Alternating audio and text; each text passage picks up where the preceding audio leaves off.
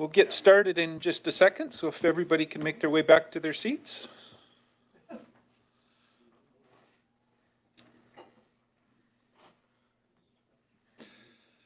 Okay, good morning, everyone.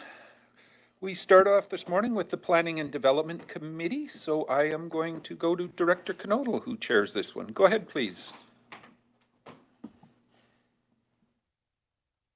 Thank you, Chair Pendergraft, and welcome to the Thursday, July 25th, 2024 Planning and Development Committee meeting, looking for a motion to accept the agenda.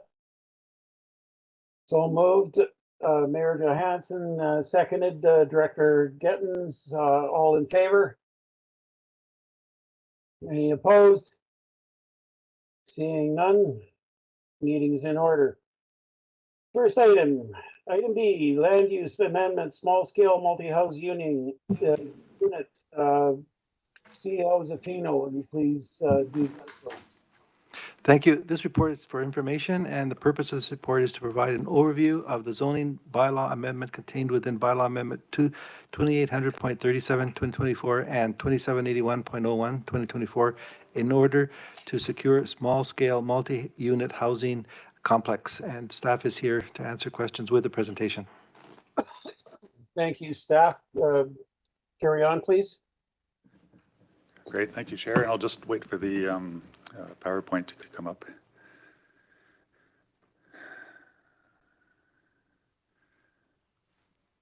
Okay, great. So I'm cognizant of time today because I know it's a full agenda, and I do have a fair number of slides here, but I'll preface it by saying these are all slides that the board has seen in previous presentations. So I apologize if I'm going at a quick clip here, but I'm happy to share the presentation after the meeting as well, and we'll probably also be posting it to the project webpage. So to start, I just wanted to provide some background context as to how we kind of got here, apart from obviously the provincial legislation that we're responding to at the moment. So for the 2023 Strategic Board priorities, the top priority was housing, and in terms of a pending priority after that, there was also the housing strategy discussion that was to come up. And so these were based, as I recall, on previous director motions related to sleeping accommodations, bunkies, mobiles, tiny homes, RVs, etc. And also, I think an acknowledgement that the housing needs assessment that was completed in 2021 identified that there wasn't sufficient housing being constructed in the regional district to meet housing demands. And so from that, we did some work, but before I get into that, at the time that we were discussing this in 2023, I mean, we did remind the board that the regional district hadn't been standing still on these issues, that there had been a lot of work done previously, and we listed some of those, such as the secondary suites being introduced into a wide variety of zones by 2015, various reviews related to accessory structures, accessory dwellings, floor area allowances, zoning provisions, etc. Oh, and so all this kind of culminated in a discussion at Planning and Development at its March 2nd, 2023 meeting. And again, these are some of the slides I'm gonna go through pretty quickly because we've seen them before. But we did put forward to the board, having done all those previous items up to 2023, what can we do going forward, at least from the planning department's perspective. And so we put a list together for you to consider. And top of that list, and this is before it was a provincial requirement, was to update the housing needs report.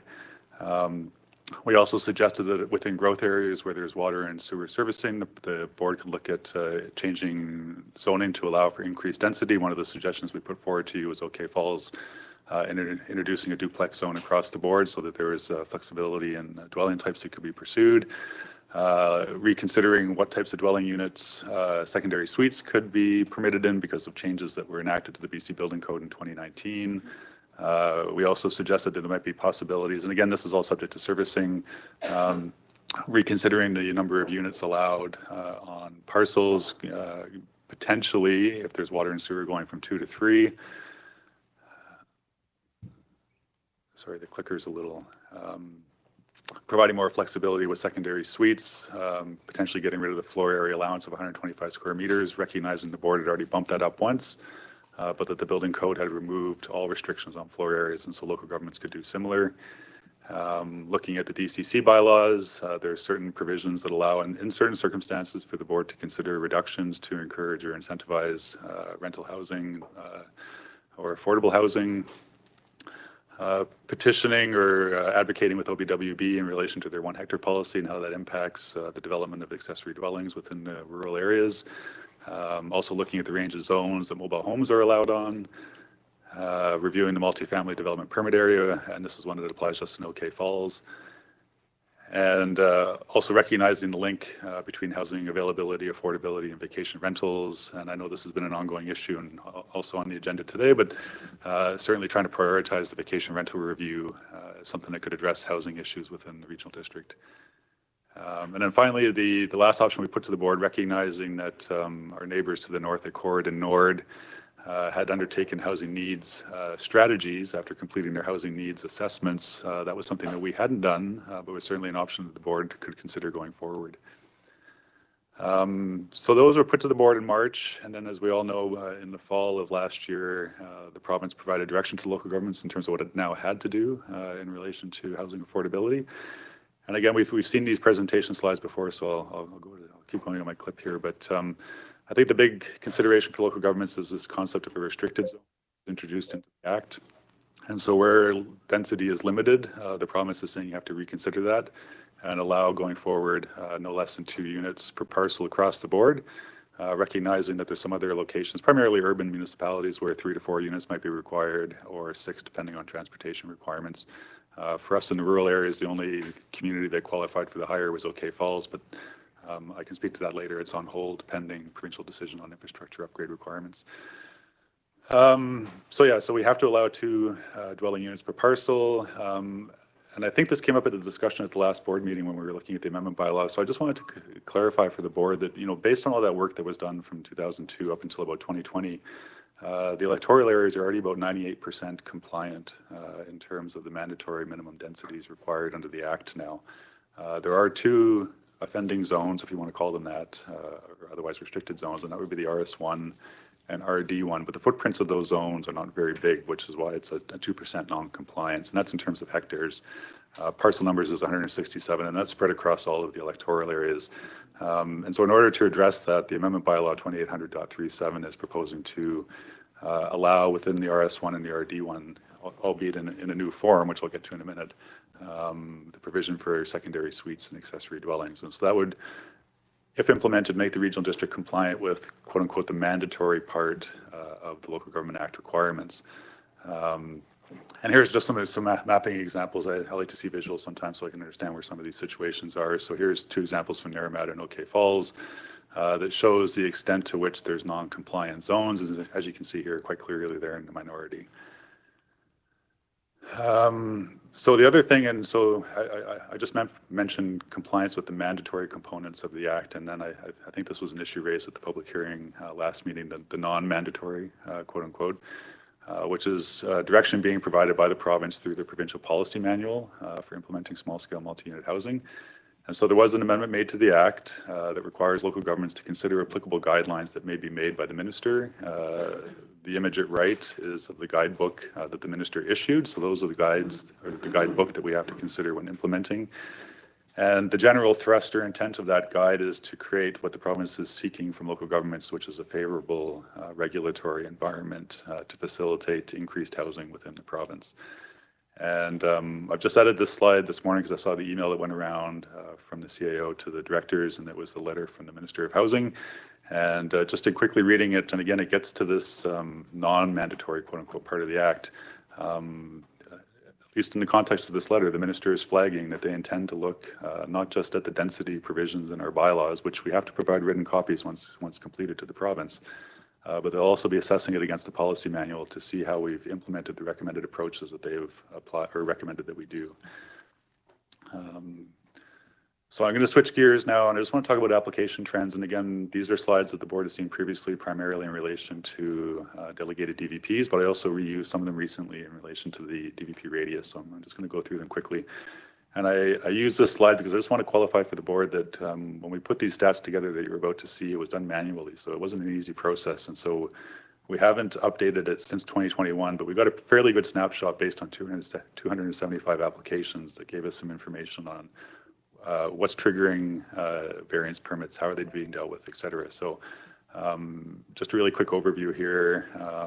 this is a breakdown from electoral area. And again, these are DVPs received between 2013 and 2021, 275 in total. As you can see here on this slide, the vast majority of them are residential.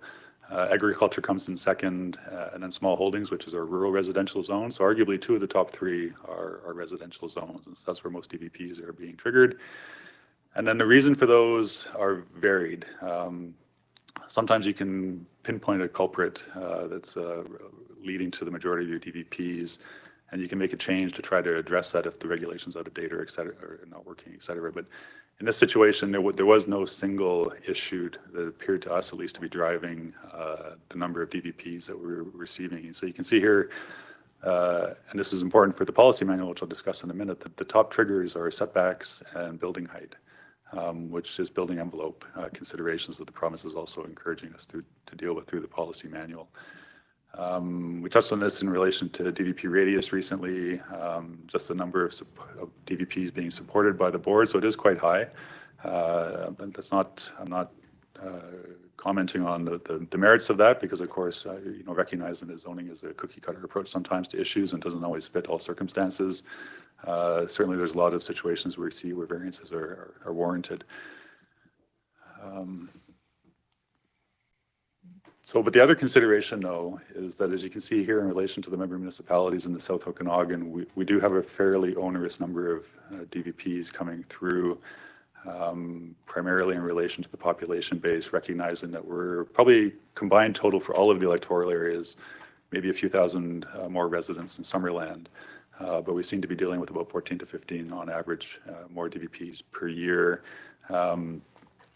And then, of course, you can see Oliver and Osoyoos at the other end of the spectrum here. So we do have a lot of developments that seem to be triggering variances, which, of course, then leads to that question, well, is there a problematic regulation that can be dealt with? But, going back to that previous slide, there isn't one single overwhelming issue that's triggering unless you combine these and look at them as a whole in relation to setbacks and building height. So just some summary observations, which I'll go through quickly here. So I kind of already touched on this, but 3 zones are leading 87% of all DVPs, and the most common ones are setbacks for principal and accessory buildings. And then there's a significant drop down to building height for accessory structures and then retaining walls, which arguably could be seen as accessory structures as well. So some summary observations. So we are receiving a significant number of DVPs in comparison to some of our member municipalities. There is no one specific zone that's triggering them. However, the trends that we can see and those that we analyzed, it's building height and setbacks that are the common reason. And coincidentally, these are some of the same building envelope aspects that the ministerial guidance is asking local governments to review as part of SSMUH implementation. So again, I suspect this is all familiar to the board, but I just wanted to provide some background context again on what's actually in bylaw 2800.37. So we are proposing to deal with the flexibility by combining residential zones. And the hope there is that the range of building types and the density allowances provide people with the flexibility in order to develop their properties in the way that the province is hoping to see with these legislative changes. To do that, we're not only increasing density, but we're also varying or changing the types of dwelling units allowed in these zones. So you can see here the primary change for principal is going to be duplex being included, and then just making sure that accessory dwellings are in a wider variety of zones than they are currently.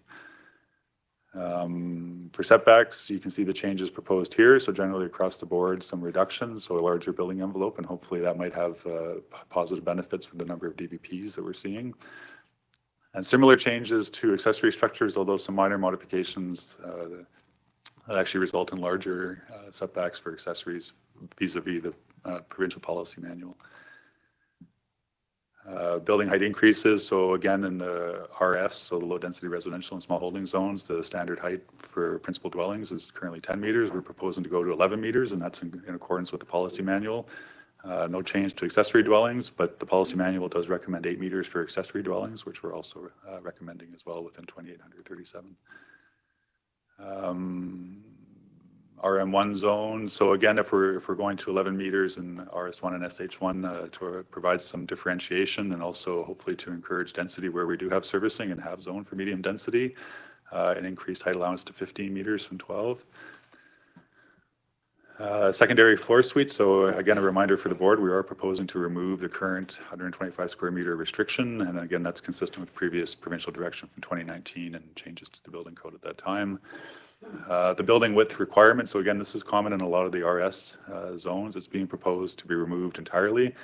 And my understanding is that this restriction or regulation was primarily related to ensuring that the Z240 single wide mobile homes weren't placed in low density residential neighborhoods. This isn't, I don't think there's a specific reference to this, but it gets back to the flexibility and density allowances and just removing hurdles for people to build housing. So in the rural zones, and this would be above 1 hectare in area, so we're not bumping out into the 1 hectare policy. Not having secondary suites count against density limits. So if you build a suite, then you're not on a parcel less than 8 hectares prevented from doing a detached accessory dwelling. Seem to be beneficial. So getting close to wrapping up here, and this I call this the dashboard status slides, but it's unofficial, and it's just something that we used based on that March 2023 presentation to the board to see how we're doing. So this is a summary of what we presented to the board in terms of other options. You can see here that 2 of them are complete, and that was the advocating with the OBWB to reconsider their approach to 1 hectare and accessory dwellings. I put it down as complete. As the board may be aware, the OBWB didn't agree with the request from the board to have that reconsidered, so they're sticking to their guns on that. And the amendment bylaw related to allowing mobile homes on a wider range of parcels has already been completed. And so the rest of them are in various stages of process, either nearing completion or about to be started, such as hopefully vacation rental review and the DCC bylaws. So those are commencing. And then you can see here, and I apologize for the weird colors. I was just trying to highlight for the board. The blue text are the ones that are tied up in 2800.37. But I will qualify the DP area. Obviously, that's an OCP amendment, so it's a different amendment, but it's part of that suite of amendments that are going through at the moment. So once those are completed, arguably a vast number of the options that we put to you back in March as part of that housing options discussion will be completed, with the remaining items hopefully to be completed either by the end of this year or early into next year. So that's the big overarching view of 2800 small-scale multi-unit housing, the board's concerns about housing options, all wrapped up into one presentation. And so this is my last slide, ending where we left off at the last meeting. The board has deferred the zoning amendments to committee for discussion. So I'm happy to answer any questions that the board may have, and I'll turn it back over to the chair. Thank you, Mr. Garish, for your presentation. Are there any questions from the board for Mr. Garish? Director Roberts, please. Yes, thank you, and thank you for your presentation through the chair. You stated in there that when reading the your report that Area G is 100%. Can you elaborate on that for me so I understand specifically that there is no changes, because my OCP already meets all the standards? Mr. Garish, please. Sure. So if I recall correctly from the report, I was speaking to the mandatory requirements for density that the Act now mandates. And so the zones that we have existing within electoral area G already allow for the principal dwelling unit and a secondary suite as a permitted accessory structure. So that's your 2 units. And so you're 100%. I suppose the question for area G is, I apologize, I don't have the amendment bylaw in front of me, but to what extent do we want to provide a little bit more flexibility for people if those zones, say, maybe don't allow for an accessory dwelling, but a secondary suite? In those situations, yes, you technically comply, you're 100% compliant, but have you provided the full range of flexibility that the province is seeking? And so that's a consideration. Thank you, sir. Director Holmes, I saw your hand up. Yeah, thank you.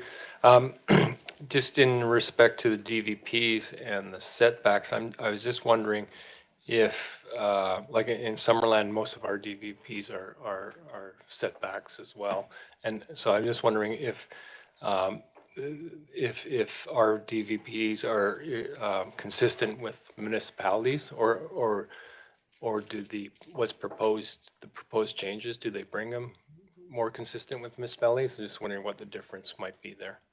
Mr. Parrish, please. I think in recommending to the board that we implement the guidelines within the provincial policy manual, that policy manual sets out, I think there's 3 different tables based on the type of municipality we're dealing with, whether it's a rural regional district or maybe a smaller municipality versus a major urban municipality at the coast. And so I know, for instance, for an urban municipality, the province recommends a 2-meter front setback. But in a rural area, it's recommending 6. So our recommendation to the board within the amendment bylaws that we implement a 6-meter setback in accordance with that direction for a rural area. So I don't know, sorry, I don't know what Summerland has done, but I'm assuming you're probably closer to the 2 or 3 meter recommendation within the policy manual as opposed to the rural standard. Thank you, Mr. Garish. Any other questions for Mr. Garish on this topic? Director Gettens, please. Thank you to the chair. So I saw on the slide about SH5 and Greater West Bench, there's no changes, and that's because of the hazard land designation. Can you just touch on SH6 for Falder and Meadow Valley, how this will impact there? Mr. Garish, please.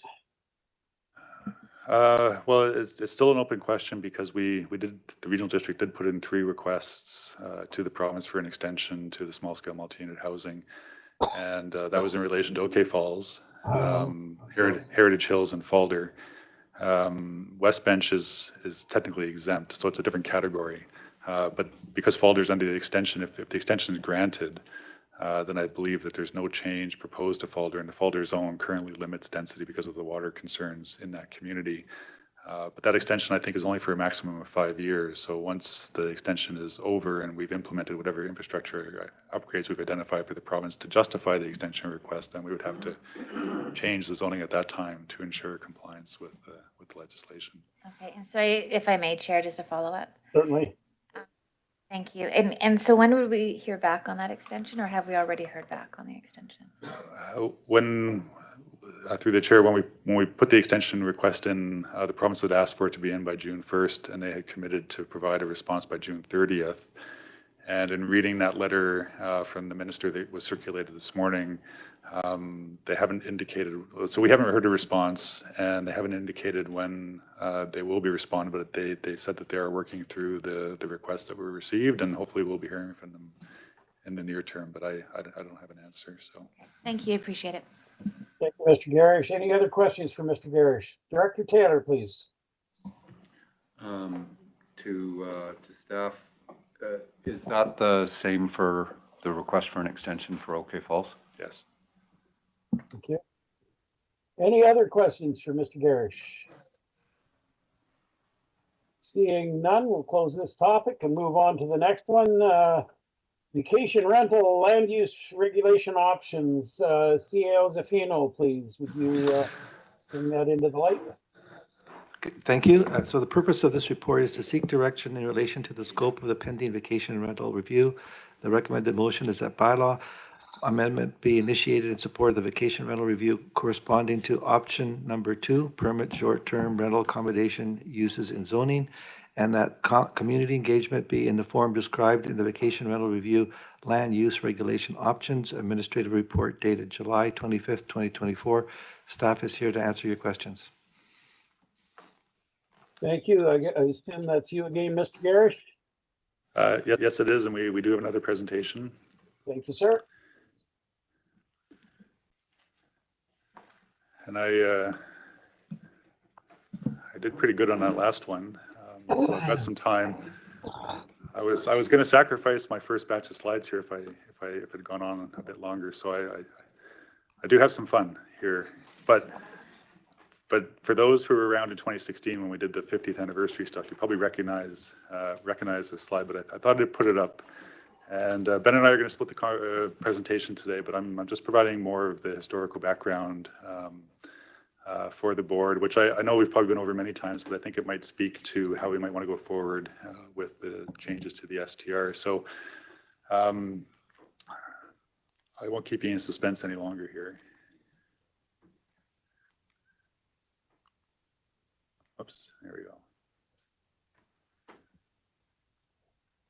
So I think these headlines all date, yeah, you can see the one date there, 1982. So there was a lot of concerns when bed and breakfasts started appearing on the scene in the late 70s. And, how was the regional district going to deal with that?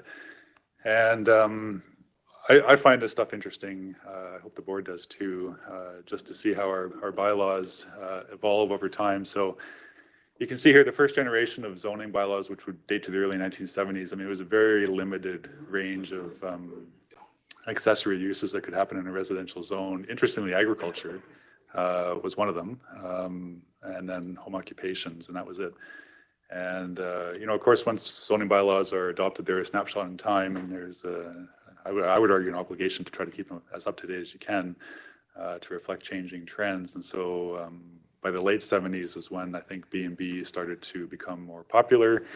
And I just tried to highlight some of the issues, as I understand them, that led to B&Bs being adopted by homeowners and, potentially causing conflict with neighbors, and how are we going to deal with these, et cetera, et cetera.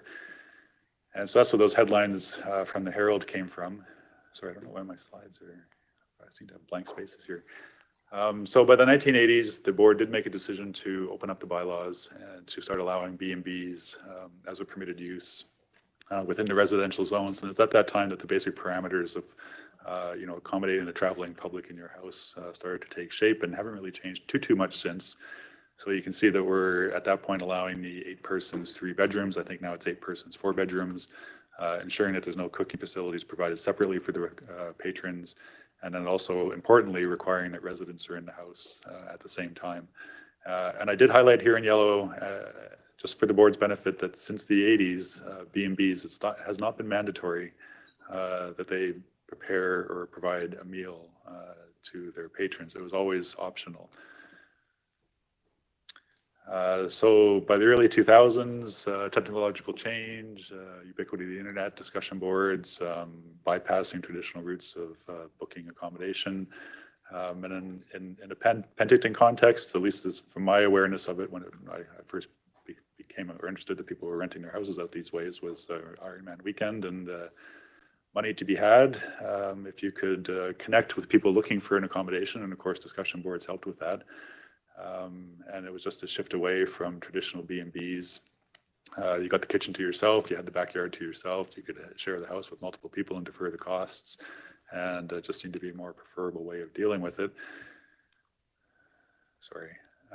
So at that same time, we also had the Naramata OCP review going on, not the most current one, but this would be the 2004 to 2005 one. With the review committee, that one of the contributions they made to that review process was a desire to see the bed and breakfast use category changed. And it was an interesting approach to take, in that they basically came up with a new idea, which might have been a little bit early for its time, but private visitor accommodation, which I think the intent was to ensure that the residents were still in the dwelling unit with the patrons at the time, but that it explicitly did not require a meal being accommodated or being provided to the resident, or being provided by the residents to the patrons. But then within that definition, they kept bed and breakfast, but changed it again slightly itself to now mandate that if you're doing a bed and breakfast, you have to provide a meal. And so that was introduced into Naramata as private visitor accommodation, replaced bed and breakfast. And the rest is history. After we received a complaint for a vacation rental operating on a property in Naramata, the board authorized legal proceedings late 2007. And I'm skipping ahead here, but in its decision, the BC Supreme Court found against the regional district. It determined that our bylaws in Naramata were written in a way that allowed vacation rentals as a permitted use, and the operation was fine. So between 2012 and 2013, there was 2 processes going on. One was to redraft the zoning bylaws to try to reestablish the historical understanding of what a B&B was, what a residential use was, and what those regulations should be. But on the other hand, it was a recognition that vacation rentals were here to stay. The courts had interpreted our bylaws in a way that we weren't expecting. And going forward, how did the board want to deal with this issue? And much like I think the discussion we're about to get into after I finish my part here, 3 options were put to the board: status quo, dealing with vacation rentals as a discretionary approval, either through TUP or rezoning, or simply allowing as a permitted use in the zones. And so at that time, the board wasn't prepared for either option 1 or option 3. And in the absence of business licensing, the best tool that was seen to be available to us as a regional district was the temporary use permit option. And I think primarily the main driving force, as I recall, was that it was a performance-based approach. And so if there was a bad operator or somebody who was disregarding neighbor concerns around noise or unsightly premises, parking issues, et cetera, that through the TUP process, there was no grandfathering use rights being established, and the board had the option based on input or its own consideration of the matter to refuse the permit, and then the use would have to cease. So in setting that process up, and I think a lot of this was in response to community concerns that we heard at the time, septic compliance was a requirement because, of course, neighbors were concerned about if people overwhelm or plug up or wreck the septic and it starts leaking onto their properties. What's the recourse? How are we going to deal with this? Health and safety of the dwelling units, so just making sure that people are not putting patrons into hazardous situations. And again, community neighbor concern, just ensuring there's an adequate provision for parking spaces and also screening between properties. And then I think also importantly too that through the permit process and conditions that we could require a site manager be identified and that their contact details be provided to neighbors in case there were issues with patrons using the property. So those are all the benefits of the TUP at the time and why we've been using it for the past 10 to 12 years, but recognizing there's changes potentially coming, I'm going to pass it over to Ben and he can carry it from here. Yeah, I'm going to jump forward about a decade here, so brace yourself. Just to quickly recap the state of this project, it was last in front of committee back in April. And at the time, staff had presented a vacation rental review project scope. But due to a forthcoming business licensing workshop and potential overlap in some of the issues dealt with by those two projects, committee decided to defer pending the outcome of that workshop, which was subsequently completed at the start of June.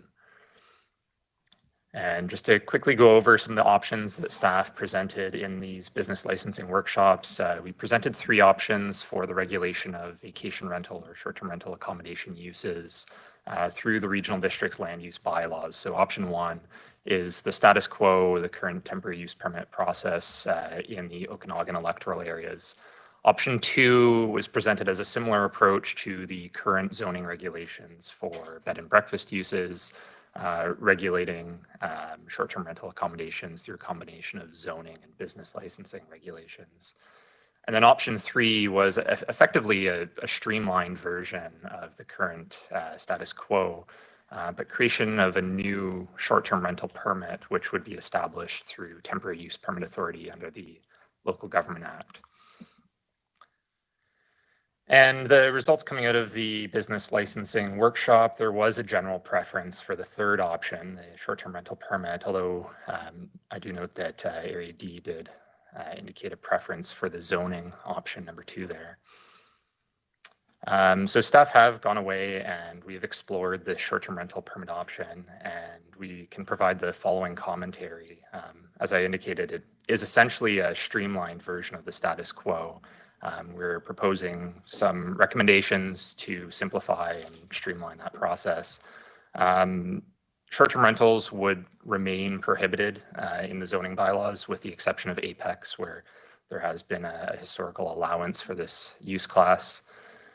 Staff do recommend that if this option is selected, that issuance of these permits going forward be delegated to the CAO in an effort to streamline the review and approval process. Further, while there is an obligation for the regional district to notify receipt of these applications, there is no obligation for staff to, or the board for that matter, consider or request or seek input regarding these applications. For that reason, staff are again recommending that representations not be reviewed or considered as part of the application review process. And further, just to align with anticipated forthcoming business licensing regulations, staff recommend that renewal would be moved to an annual basis, just to line up with the timeframe of business licensing. And in reviewing this option, staff do consider that there are some benefits, namely that it would significantly streamline the process. Realize that this chart on the left-hand side here is a bit small on the screen, but it is included with the report on the agenda today.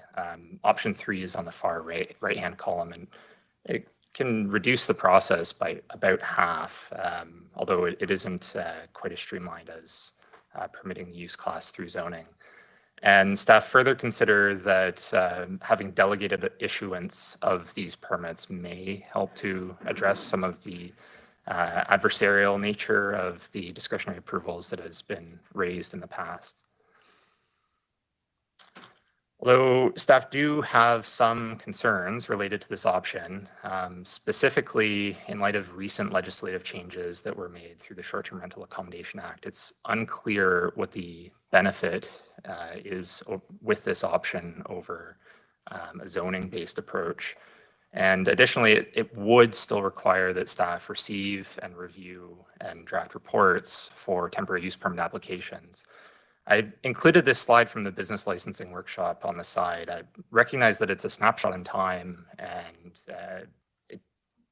these numbers here likely include a large number of bed and breakfast uses and agritourism uses. So it's not necessarily limited to vacation rental uses, but just highlighting that the significant volume shown there, even a small fraction of these being submitted as temporary use permit applications, would result in a fairly significant work volume for staff.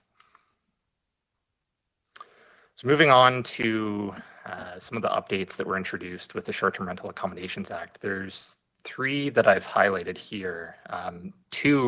The first 2 are the 2 that mainly relate to the land use regulation aspect. So the 2 changes were a direct removal of non-conforming use rights, which is somewhat unusual in the legislation in that the Short-Term Rental Accommodations Act directly removed any ability for grandfathering for a very specific use class. So short-term rental accommodations, if they're permitted at one point in time, if the regional district decided to subsequently amend its bylaws to not permit this use class, there would be no grandfathering. And of potentially equal significance, regional districts were, for the first time, granted business licensing authority, which I'll get to in the next slide, but it allows for a range of regulatory powers that, from a staff perspective, the temporary use permit was always attempting, in some respects, to emulate business licensing powers that were always available to municipalities. While it's not directly related to the land use regulations, there were changes made to the maximum enforcement fines that regional districts can issue. And I've just included this table here to compare and contrast zoning regulations versus business licensing regulations. So zoning deals with uses of land, building structures, and there are limitations on what regional districts and municipalities can regulate through zoning, mainly related to size, siting, dimensions, mostly dealing with buildings, structures, and uses on land, whereas business licensing allows for a broader range of regulatory powers, and it can directly regulate, prohibit, or impose requirements on the actual business operation itself. Historically, some of these conditions have been included in the regional district's temporary use permit conditions. Moving on, regardless of the option the board wishes to proceed with, staff do highlight that there are some issues that will need to be addressed regardless of the option. You've seen this before. Staff did bring forward a project in 2021, just highlighting that while we require confirmation of adequate septic in support of temporary use permit applications, staff has not received direction regarding the form that this confirmation is to take place. So as a result, we've received a wide variety of forms of documentation. And from staff perspective, we do see this as contributing to some of the conflicts around the temporary use permit process. Also, regardless of the option selected, this project would require amendments to the regional district zoning bylaws and official community plans. And in recognition of the scope of this project, staff are recommending fairly substantial public engagement. The recommended options, which are included in the report, are to conduct an online community survey, and further to hold one online public information meeting, as well as one in-person public information meeting per electoral area, so a total of 9, as well as the standard process for a project of this scope, which would include external referrals to agencies. And to support staff in undertaking engagement of this size, it's recommended that a consultant be retained to undertake the engagement. And so in light of some of this background context, staff do feel that there is a preference for option 2, regulating vacation rentals going forward through zoning, rather than the direction that was received at the business licensing workshop for the short-term rental permit. And further, we're recommending that consultation be undertaken as described in the report in front of you today. And with that, I'll turn it back committee. Thank you. Thank you, gentlemen, for your presentations. Are there any questions for our delegates? Director Coyne, please. Yeah, so this is going to touch the edge of the iceberg, but it's not going to deal with the big issues on community consultation is my biggest thing here, because to have one meeting in each area, how do I deal with people that are almost 200 kilometers apart? So I would require in a minimum of about 6 community consultations in Area H alone. I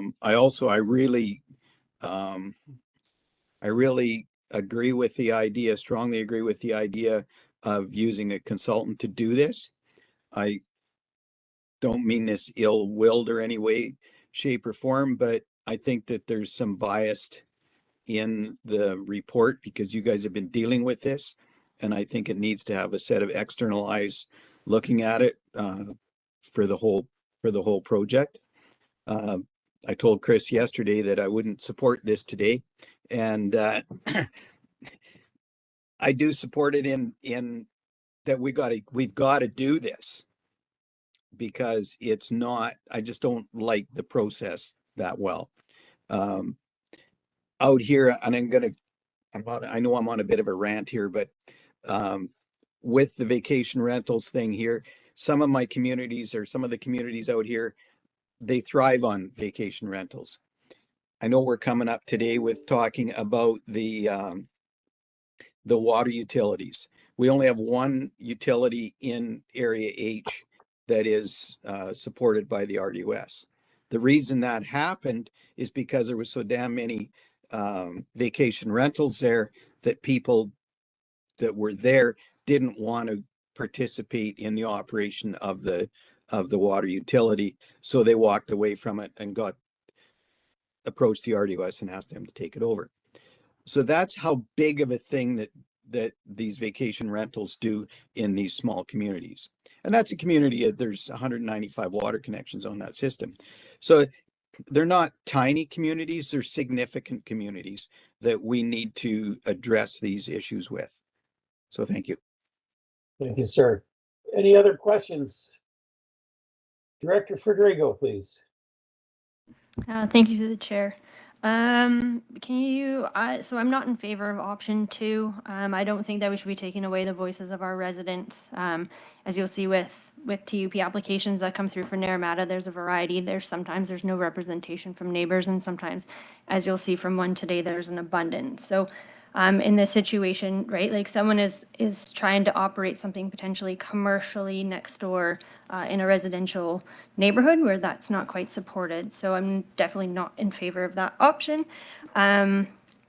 can you kind of talk about in option 3, you have notification to adjacent property owners and tenants, but then it says it's delegated and approved to staff. So if there were to be a significant amount of representation from neighbors, would that come forward to the board, or would staff then just deal with that? Because my concern there is that if it is delegated, it's just going to be a rubber stamp, and that's just going to create some chaos in some of our communities for us, especially around this touchy subject. Thank you. I'm not sure which through- one you can take that one. I can take it through the chair.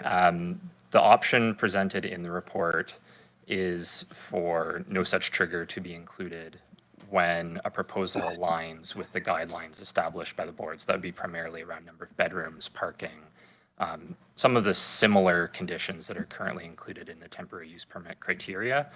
However, if there is a preference for an established trigger to be included in the bylaws, that could be added by the board. Such a process currently exists in a similar fashion for development variance permit applications that are delegated. Thank you, sir. Any other questions? Director Roberts, please.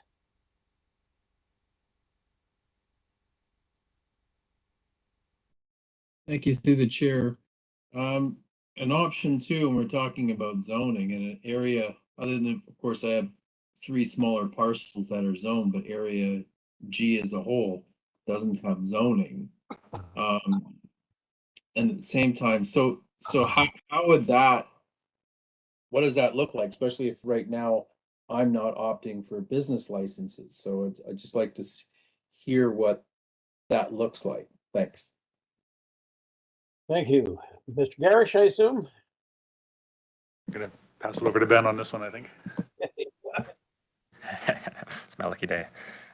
Through the chair, currently I believe in areas in Area G that do have residential zoning, there are allowances for bed and breakfast uses. So while there is a range of options available, the current proposal would be to allow vacation rental uses similar to bed and breakfast operations and to consolidate those two as a single use class, which would be referred to as a short-term rental accommodation use.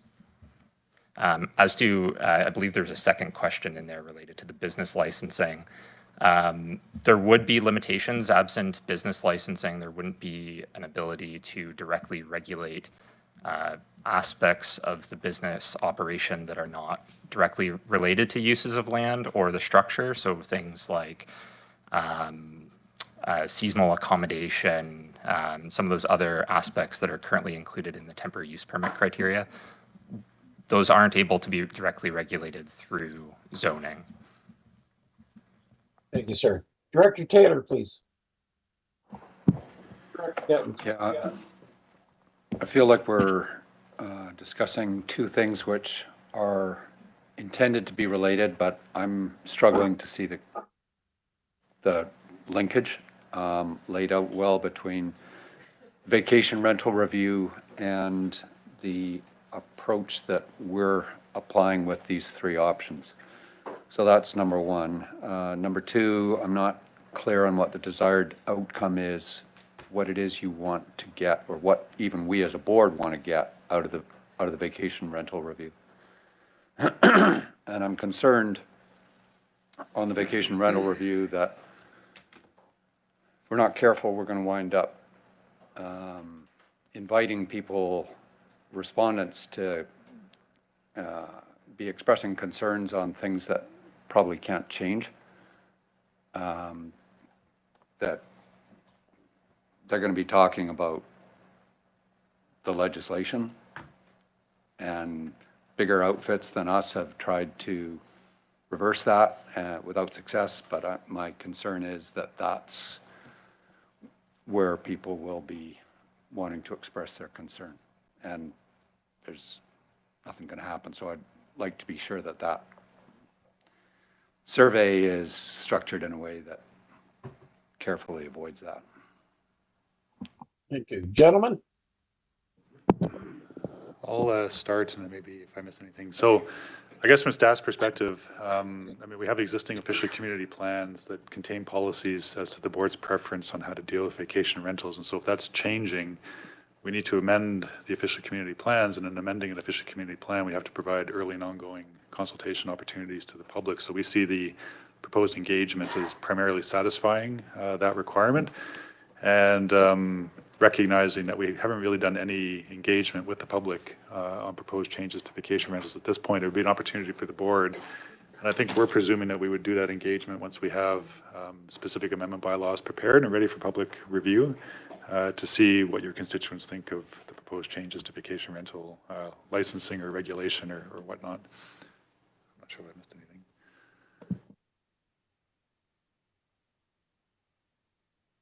Did you have something else to add to that? There was 3 questions there. No. Okay. Director Gettins, please, and then Director Conants. Thank you, the chair, and apologies for, I've missed a lot of this presentation. There's a fire up on West Bench, so we've just been getting a little bit of updates, but it's all under control. And I am sorry that I missed this because I know it's a really important and timely presentation for sure. So again, if I'm asking questions that were already covered, just please excuse that. So my understanding with the vacation rental review, for those of us that have opted in, because we've already got that principal residence requirement, I feel for the citizens that in Area F, I don't know how much engagement more than that we need on that, because we've already taken this step, and that was the big complex part of it. I understand for other areas where you haven't opted in for that, you might need more consultation because you've got to figure out the path forward.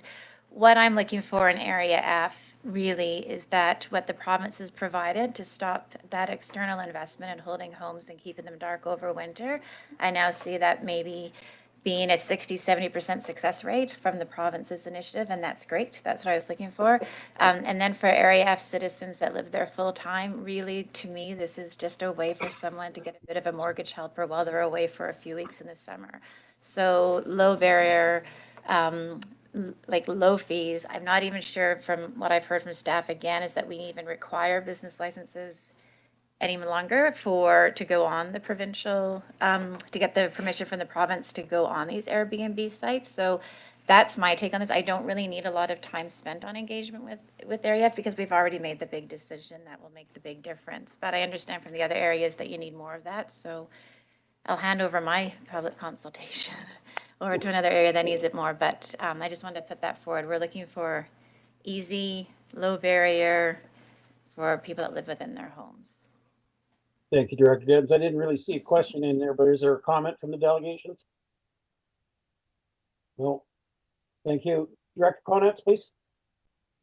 Yes, thank you. Thanks for the presentation. From what I understood, I understand that this is a really contentious issue and very sensitive. But what I don't want to happen is that these applications get streamlined to our CAO. We have enough, our CAO should not be working on specific issues like that.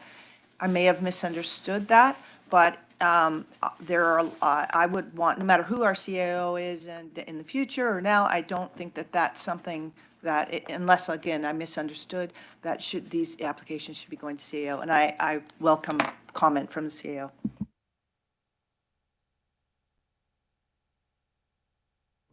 I'll just comment then. By saying that it's delegated to the CAO, it would mean that it would give the power to the CAO to redelegate it to the appropriate staff. So it would be that the CAO would be looking at every single one. Thank you, sir. Okay, would just ones, which, just curious how that would work? Ultimately, it would go back to Mr. Garish. And Mr. Garish, would you like to answer that? Sure. So like one of our struggles with option 3, which was the STR permit, from staff's perspective and how this would work is that, for delegation, the board would be setting out parameters. And so we would be able to exercise delegation at a staff level if an application for a vacation rental met X, Y, and Z. And if it did, then we would be able to issue the permit. And if that's the direction that the board sets, then we struggled with, well, what would be our role in assessing representations that come in against this if it is complying with the goalposts that the board has set, right? Now, if there's a concern about that, particularly in Area E, then yeah, much like DVPs, there can be a criteria built into a litigation saying if a representation is received against, it defaults back up to the board, right? I mean, that's one option of dealing with it. But for us, again, for option 3, if there's parameters that somebody's complying with, what is the role of staff as a gatekeeper in that process? Why not just do option 2 where it's straight to business license, right? And I just want to emphasize for the board, like whatever we do here, you're probably still going to see applications in future, whether it's TUP or rezoning for people who don't meet the parameters that you set out for an acceptable form of vacation rental use in a residential area. So it's just how do we deal with the ones that you are comfortable with? Can we streamline that, and how best can we streamline that? So Director Monteith, please. I'm just going to repeat, sorry, just want to repeat that. Yeah, I'd really rather not have the CEO be getting the contentious applications on his desk. I think there could be a manager that receives that. But anyway, maybe we won't even need that at all, is what you're saying. So that'd be great.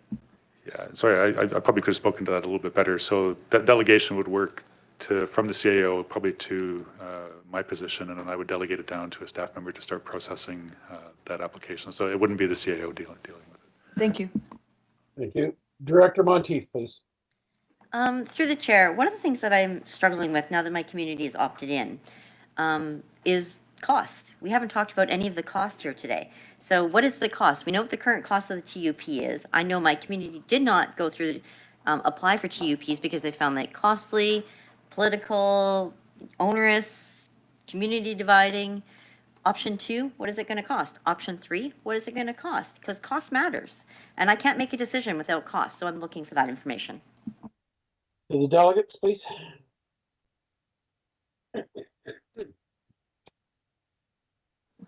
I'll take an initial stab at it, but I mean, a lot of that, we'd have to, sorry, I'll take a step back. So under the Act, when we establish an application fee for a particular type of approval, it has to be based on your typical or average costs for processing that application. So having never processed a streamlined STR permit, we haven't done that kind of analysis yet, but if it's information that the board wants, I mean, we would probably ask you to set some basic parameters for us to understand what steps we would be having to do at a staff level to try to assign hours to those and figure out our costs.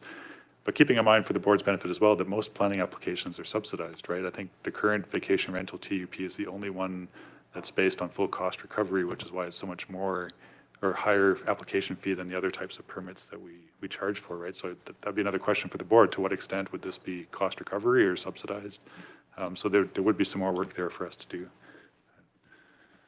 And if I may add also the recommendation at this point to the business licenses for that would be $350, and we're looking at that if that's the lowest that we can make it. Thank you, sir. Any other questions on this topic before we move along? Director Roberts, please. Director Ferdigo, then. Yeah, thank you, and through the chair. Yeah, of course, never that, as stated by Director Coyne earlier, it's a lot of the things that you're not necessarily against, but you're concerned about how it will look in the different communities that you have and the cost. More often than not, the bed and breakfast or the small little rentals that I have are very minuscule, not causing an issue. And in of themselves, are a lot of times just supporting people on their limited incomes to deal with rising costs. So I've got a real concern for costs. And then, of course, the ones that can pay the bills, and I do sometimes, or I do have an issue in regards to health and safety around the larger complexes on agricultural land where you've got, full-size motels and things tied to wineries, et cetera. So, I'm trying to sit back a little bit, wait for the dust to settle and kind of figure out how I can best suit, Area G as a whole, but at the same time, again, not gentrification through legislation. So that's kind of my new mantra. Anyways, thank you. I'm looking at costs being minimized. And for instance, we did talk about earlier, if we had to bring up and have rules and regulations, health and safety issues brought forward, rather than having somebody coming out to see them, people could sign up and say, I meet all these standards, and then the liability would be on them versus us. Is that true? Would the liability then be on the business owner, not on the regional district, if they just signed off that they met all the safety requirements and building requirements? Thank you. Mr. Garrish, please.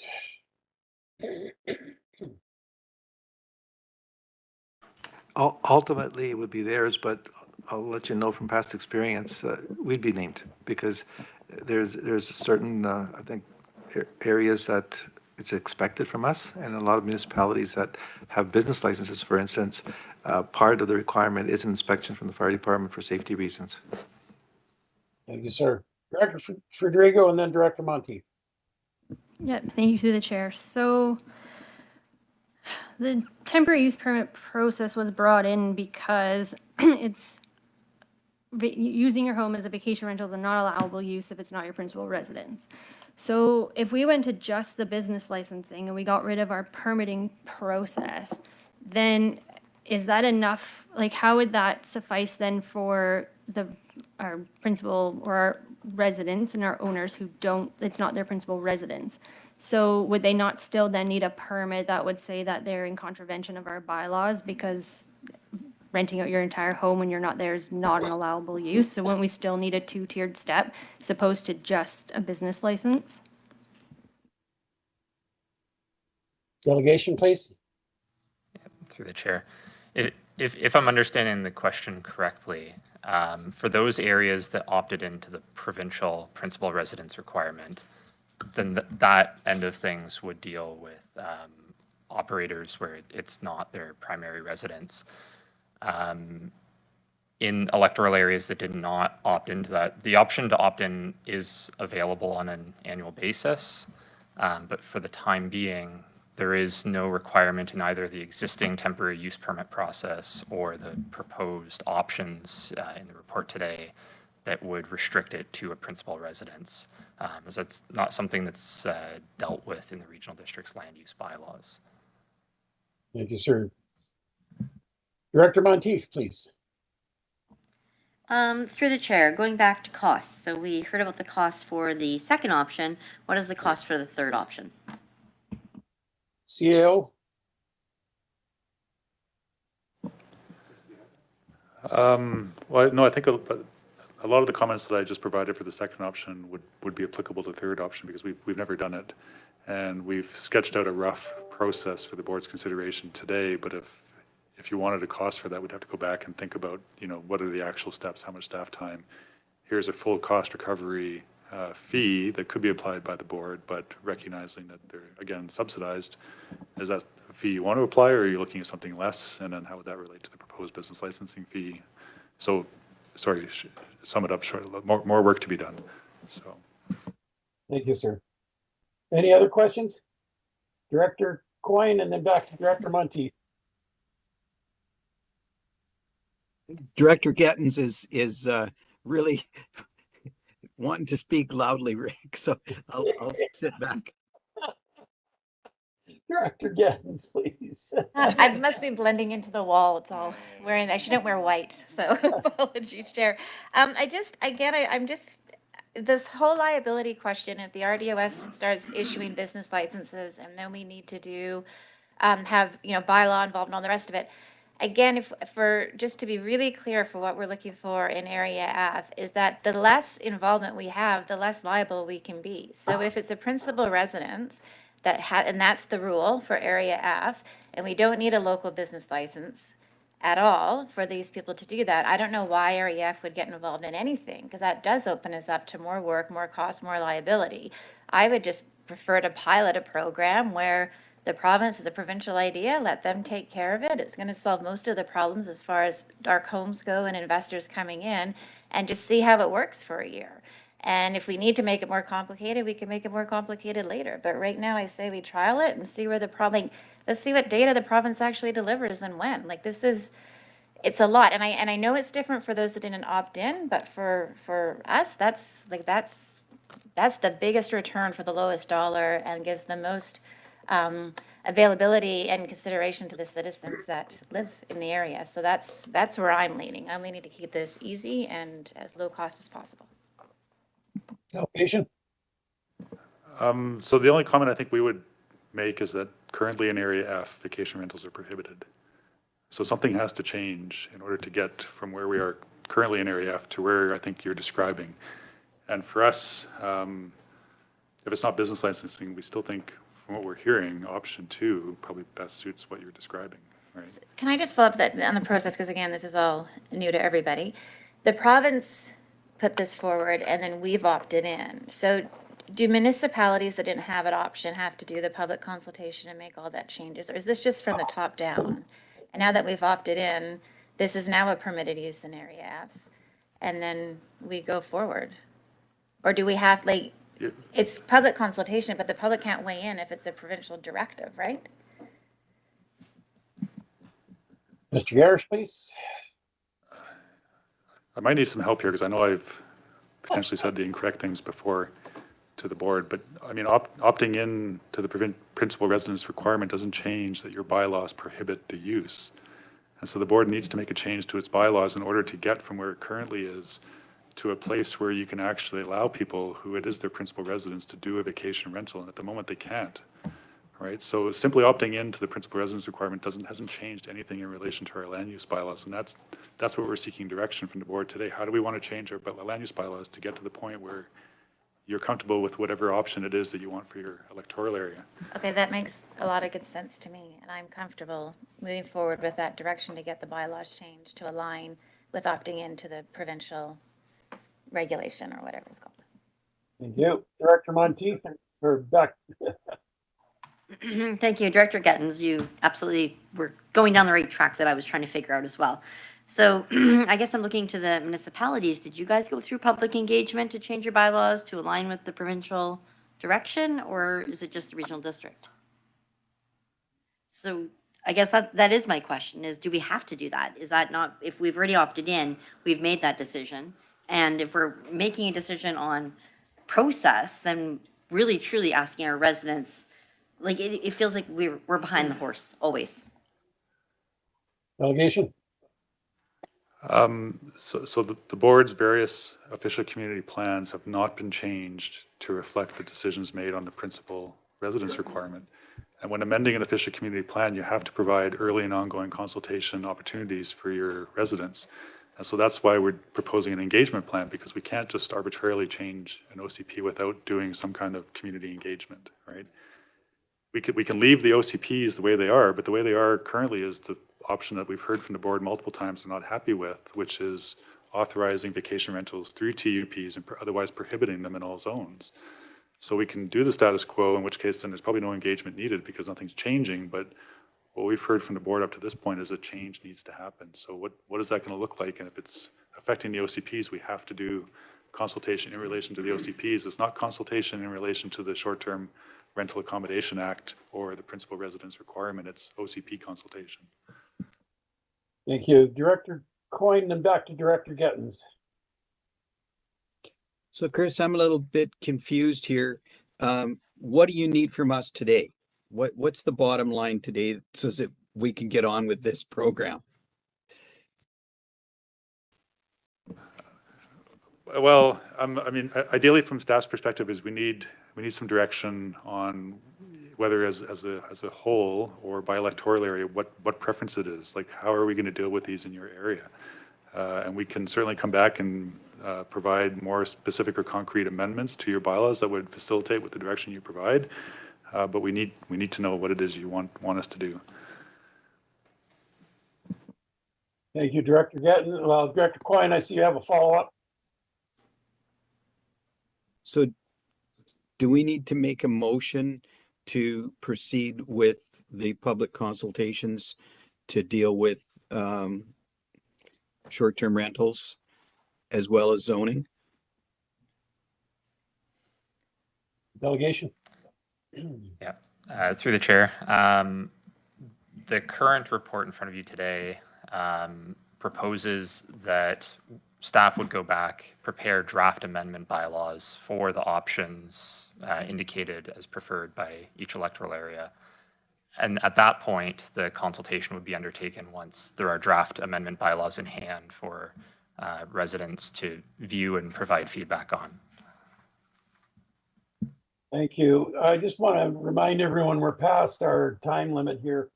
So I've got a couple of people hands up, and then we'll have to make a decision whether we carry on or postpone. Director Pendergraft, please. Thank you, Chair. I think we're at two different spots here in regards to those that have opted in probably need to go down the recommendation or option 2 that you folks are recommending. The rest of us need to keep some sort of temporary use permit, whether it's the new short abbreviated version or the long version. So I don't see this working. It isn't a one size fit all unless those that have opted in want to go down option 2. It's going to be two different paths. That's all there is to it. So. Thank you, sir. Director Taylor, I saw your hand up. You still have a question, then Federico, and then Monteith.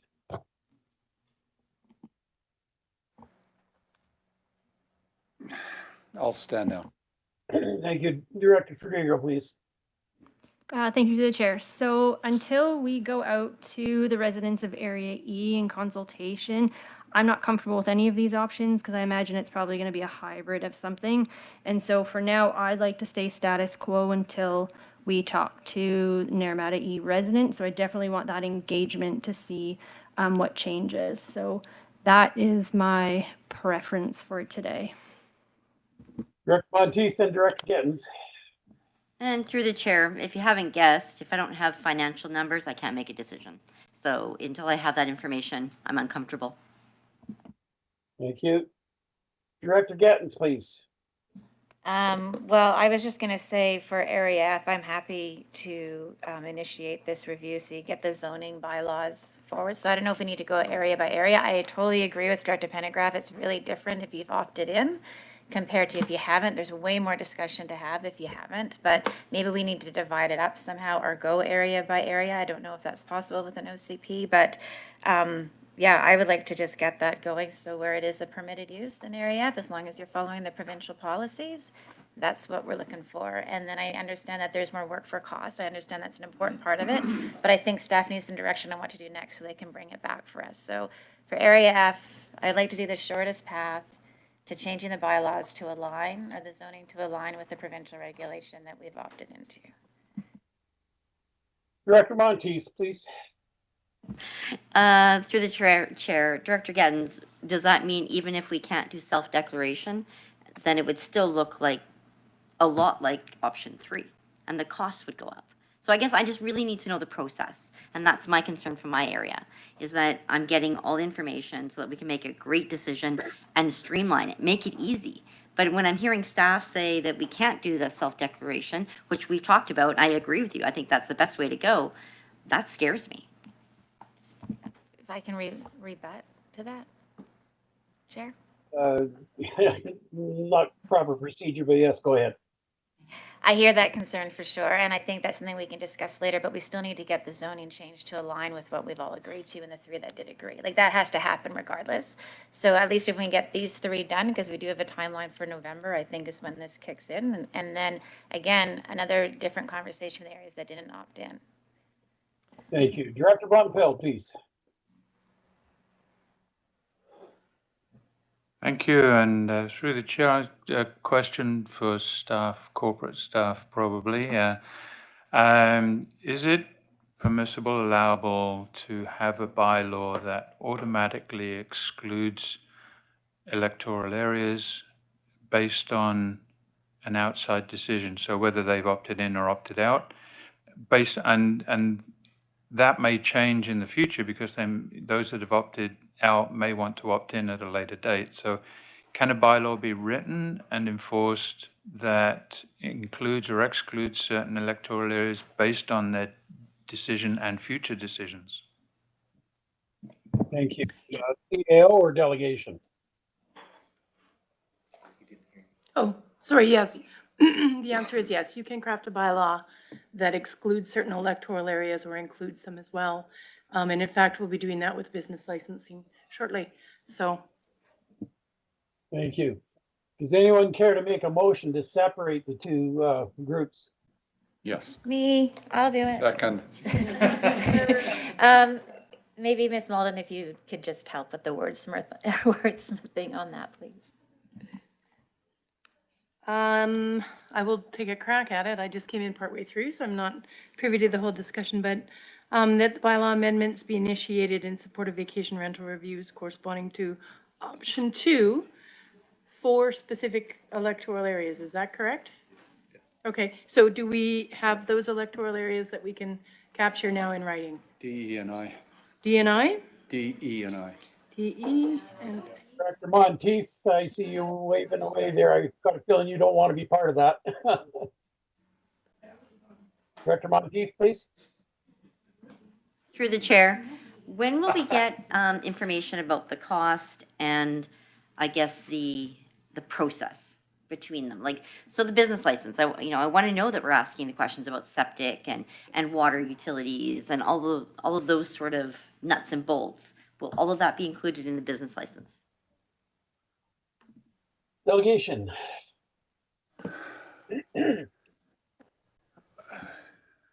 Okay, well, so certainly as a starting point for discussion, staff can flesh something out, but I mean, further to Ben's slides in the presentation, I mean, we are struggling with the septic compliance issue. We have been struggling for years. We put proposals to the board in 2021 that would have, from our perspective, solved a lot of those issues, but the board wasn't happy with it. But no further direction was provided.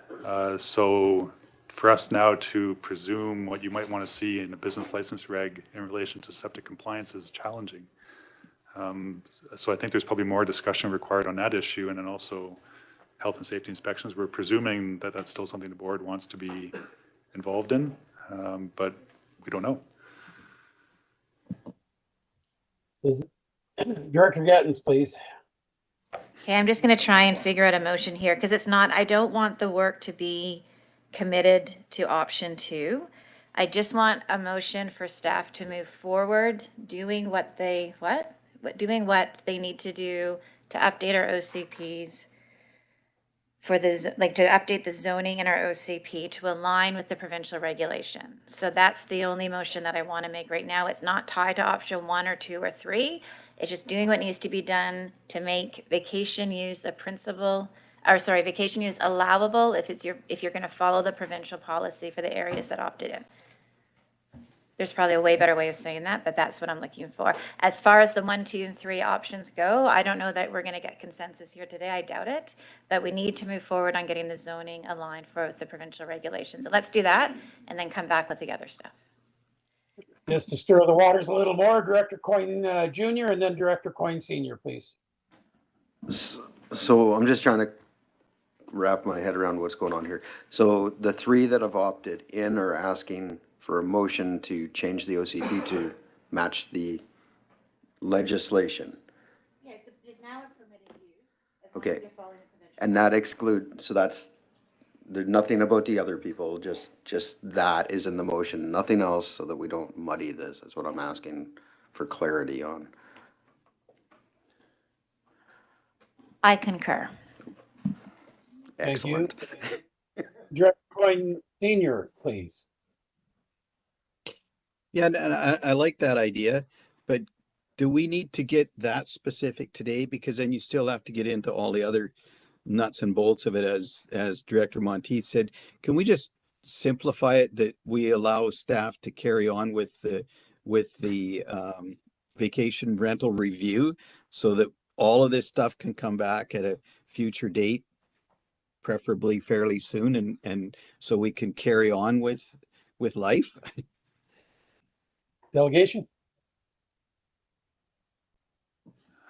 Well, I know we're over time, and not to complicate the waters, but I guess we would be struggling to understand, based on electoral area, what's the purpose of the vacation rental review? Are we at square one, or are we saying you've already opted into the provincial principal residence requirement? Here's how your bylaws have to change. Like, what would be the purpose of the engagement in those areas? Thanks. That makes sense to me. All right, any other questions at this point? Ms. Malden, would you care to read the motion? So the motion, as it's been changed, adjusted, is to update the zoning in the OCP to align with provincial policies in electoral areas D, F, and I. Thank you. Any follow-ups? Seeing none, I'll call a question. All in favor? Any opposed? Seeing none, motion carries. We have one more item, but we're well past our time limit. Director I have a Cronin. question. I know I can tell by the delegation's faces that there's more to be done here. And if I know that you had, many of you had some type of workshop on this on June 6th. Maybe you could do another workshop before we do this, have to go through this again when they come forward again, because this isn't finished, obviously. So if you need another workshop on this to hash out the intricate details, maybe it'd be a good idea. Thank you, Director Monteith. Just those people. Thank you, with just those people. CEO. What I would recommend, while the workshop would work, I think it would be just another issue. Each one would have its own, ideas, is staff, and I'll include myself too, to phone each one of you and talk to you and have maybe a one-on-one meeting and look at your directions and then bring it back to the board, and we'll have an idea of the 9 electoral areas of how you want to go. So that's what I would recommend. Thank you, sir. Any other questions at this point? Director Coyne Senior, please. Do we need a motion for that, or can we just go with that? CEO. Go ahead, Jim. We can just go with that. We're just gonna phone and find out what the best meeting times would be. All right. At this point, we're well past. Do we defer the radius ruling or put it off to another date, or do we want to carry on at this point? I'm looking for consensus from staff and board. I'd recommend that we just postpone, bring it back to the next meeting. Thank you, sir. With that, I will call an end to the Planning and Development Committee. We are adjourned. Thank you. Okay, thanks, Director Knodel. We do have the Environment and Infrastructure Committee, and I will go to Director Taylor to chair that one. Go ahead. Okay, I'll call the meeting of the Environment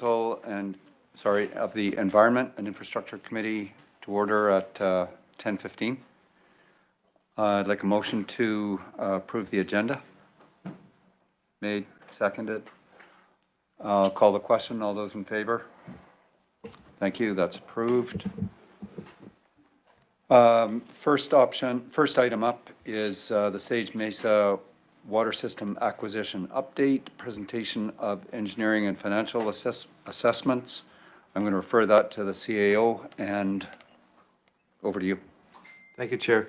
So the purpose of this report is to receive the engineering and financial assessment information for the Sage Mesa Water System as part of the utility acquisition policy process. And the recommended motion is that the Board of Directors receive the engineering and financial assessment report for the Sage Mesa Water System and proceed to the next steps in acquisition process of public engagement and initiation preparation of an asset assent process.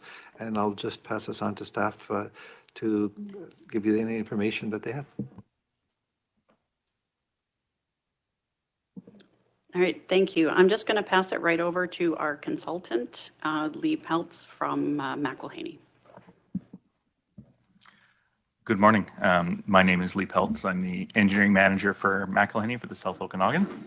We have recently completed the engineering and financial assessment of the Sage Mesa Water System, and I will briefly the process of my presentation will be, we'll briefly go through the overall history of the system, what we did to evaluate it, overall what deficiencies were identified, what options were considered for the remediation of the deficiencies, cost estimates and financial projections, and then finally wrapping up with recommendations and other considerations for the board. So the Sage Mesa Water System first started to be installed in the 60s. The majority of the development of that area occurred in the mid-70s to mid-90s. It is what's known as a two-pressure system. There is an upper level and a lower level that are serviced by gravity or by reservoirs. Both of those reservoirs are substantially undersized, as well as in extremely poor structural condition. I believe the upper reservoir has currently been fenced off to prevent people and vehicles from being on top of it. It takes its water from Okanagan Lake. This intake is too shallow. It only has chlorination for treatment, no other filtration or any other treatment system. The water is high in silt, high turbidity, and during hot, warm times of the year, such as right now, the water temperature that's being brought in is 10 to 15 degrees above the minimum maximum for Canadian water quality guidelines. The system is regularly on boil water advisory, with the lower bench area being on a year-round boil water advisory, and the general system often going on boil water advisory during freshet in the spring. And the system itself is relatively difficult to upgrade. It's effectively a series of band-aids that have been applied over the last 20, 30 years. Brief rundown of the makeup of the system. The area in orange and green closest to the lake is what's tagged as the lower system, and then the yellow, pink, and blue areas up top is the upper system, and the area in between is West Bench, which is not connected to the system at the time. So our evaluation process was to review all past reports that were done.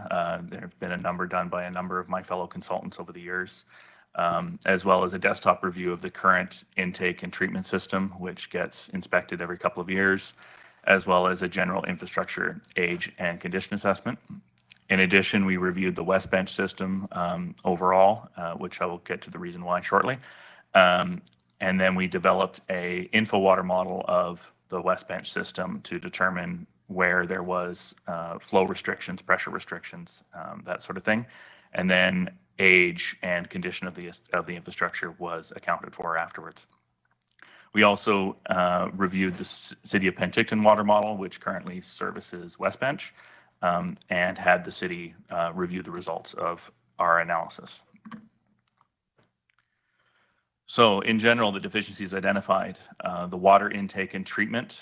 As mentioned, the intake is too shallow, high turbidity during freshet, high water temperatures, and the intake pipe is also not properly anchored, and sections of it are well beyond its service life. This is another one of those sections that we could use the term Band-Aid has been applied to over the years.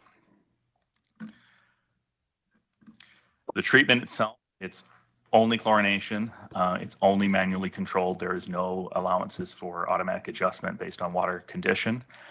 And the chlorine is added directly to the wet well, which is where the pumps draw from, rather than being added to the pipes after the pumps, which is what is typically done, and has resulted in a fair amount of corrosion of the pumps and piping within the pump house. The pump house itself is located on an artificial little jut out into Okanagan Lake, so it is at risk of erosion and high water levels. And then the pump operation itself is not set up for what is termed as lead lag standby or lead lag, which effectively is you never have all of your pumps needing to operate at all times in order to provide your basic flow. You normally want to try to have one pump available to allow for emergency conditions or high flows. All pumps in the pump house are currently required to operate in order to provide the minimum basic flows for the system. The distribution system itself. So as I mentioned earlier, the reservoir's in poor condition and undersized. They do not have adequate fire flow storage or emergency storage, and are, in addition to being in poor structural condition, both should be replaced with reservoirs of appropriate size.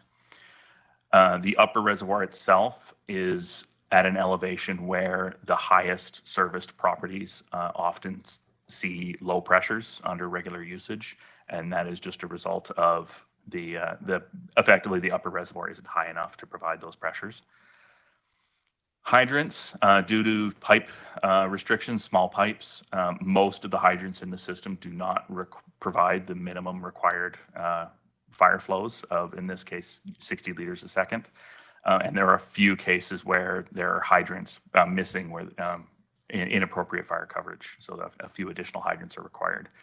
And then in general, the infrastructure is near or past its end of life. The oldest parts of the system are over 60 years old at this point.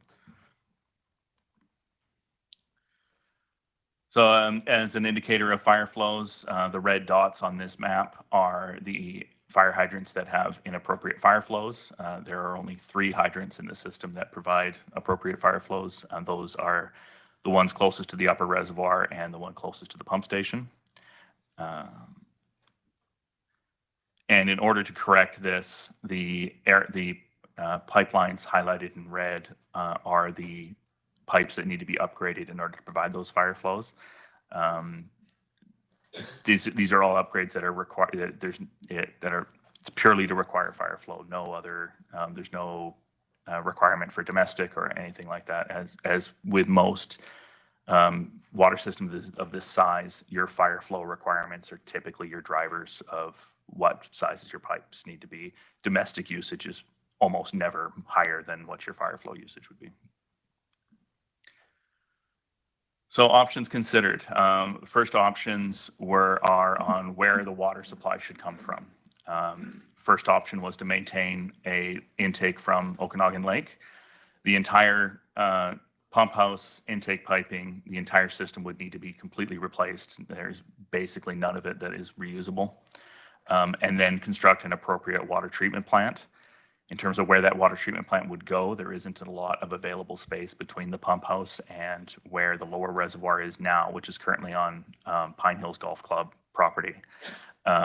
So the most likely location to install a water treatment plant would be at in the same location as the lower reservoir on the lower levels of Pine Hills Golf Course.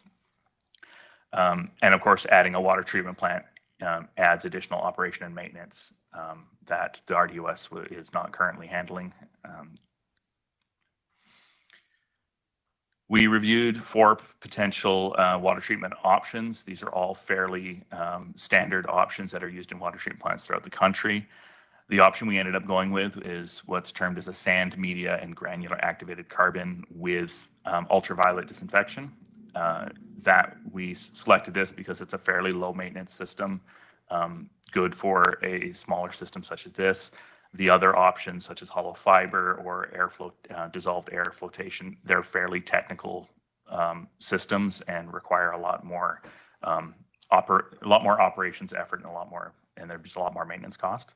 So for our costing out that we'll be getting to later, we've assumed the sand, media, and carbon with UV, all fairly basic, simple systems to operate and maintain. The second option we considered was the connection to the city of Penticton via the West Bench system. When the West Bench system was upgraded 10 or so years ago, it was designed with the intention to allow Sage Mesa to connect to the city system as well. So there will be minimal required, if any, required piping upgrades to West Bench to make this happen. So the only change would be the addition of a pipe down, but connecting the West Bench system to the Sage Mesa system, and some readjustment of the programming of the West Bench pumping station that is located on just as you go up from towards West Bench, just before the bridge coming into town on the highway. And then in addition to that, we would just also need to add a chlorination top-up system near where we connect to West Bench. And that is just because the West Bench system, if we pumped in enough chlorine into the West Bench system to have enough chlorine by the time it gets to Sage Mesa, you'd be getting calls from the West Bench members for their water smelling like a swimming pool. So we'd have a chlorine top-up system. You would then decommission the existing intake and pump house. And then on top of that, there would be capital payments to the city for their DCCs, development cost charges, as well as the additional load on their system would result in some capital upgrade costs.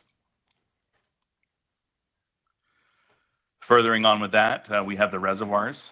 So the reservoirs need to get upgraded regardless, and which upgrade for the reservoir, which upgrade option for the reservoir is unrelated to the water supply. It's completely independent. So the first option we looked at was a single reservoir system. We would install a large reservoir near the upper reservoir. And then we would need to upgrade a portion of the existing water main that's currently between the lower reservoir and the upper reservoir right now, and install a flow control pressure reducing station. The pros of this is one single reservoir can provide the fire flow storage for the entire system. And you're only dealing with you're only dealing with one reservoir to maintain, one reservoir to build. The cons would be if you went with the water treatment system, water treatment building intake from the lake, you will need a slightly larger system under this option. And should that reservoir need to be taken offline for any reason in the future, there is no backup for any portion of the system. The two reservoir system, which would see another lower and upper reservoir being installed roughly where the current ones are. You have the option of, should the upper reservoir need to be taken offline, the lower system will still operate relatively undisturbed. And there's an advantage should we go with taking water from the lake, that the lower reservoir can then be used as the wet well for water treatment plants. So they can sort of almost be merged into one facility. The cons are your overall water storage we need to construct is higher. We now need to have fire flow storage in both reservoirs. So effectively you're doubling up on your fire storage. And then of course you're maintaining two reservoirs instead of one. Based on the discussions with staff and on capital life cycles costing, we proceeded with costing out the single reservoir option. Running into capital cost estimates. So the distribution system upgrades, and these are the upgrades that are only required. These are required to deal with the fire flow and pressure issues entirely for fire flow. And these are common between both reservoir options and both water source options, so the intake from the lake or connecting to West Bench. We've included a 40% contingency as well as a 15% engineering allowance. So this is the all-in estimate of $6.6 million. And I've got a summary coming up as well. Moving to the water source and treatment options, building a water treatment plant, new intake, all of those upgrades, you're looking at about $8.2 million.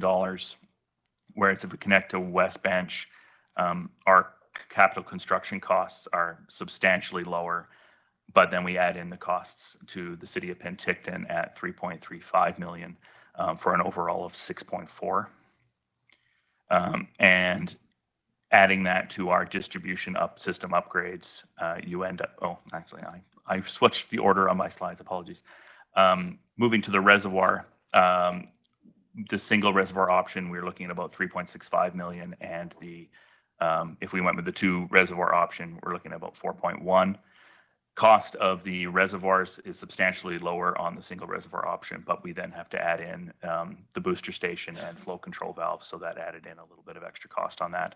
And in both cases, we need to appropriately demolition the old reservoirs. Going with the single reservoir option, it was $3.65 million, with a total of all selected options looking at about $16.7 million. Summary there of the options. If we went single reservoir 3.65 plus the required distribution system upgrades at 6.6, connect to the city via West Bench at 6.4 for a total of about $16.7 million. And this is just to cover effectively the regulatory deficiencies in the system. This is to bring up the make sure we have appropriate fire flows to provide fire coverage for all of the properties, as well as to provide appropriate drinking water that doesn't require to eliminate the boil water advisories and eliminate the silt in the system. This does not cover any costs to replace aging infrastructure that is already appropriately sized. Adding into that is the replacing the items in the system that have aged out and that are in high risk of longer-term maintenance issues. So it's replacing pipes, any old hydrants, not required for system operations. It's just to help with your future maintenance and operations to prevent the Band-Aids going through in the future. These can be completed over time. They don't need to be completed all at once. For the purposes of our financial forecasting, we've assumed that this work would start in 2033 and would take 5 years. Total cost for full replacement of all of the age and rest infrastructure that's not being upgraded through other, as a result of the rest of the items I've talked about, is about $14.6 million. Looking at the operation and maintenance forecasts, this is a 5-year forecast starting this year.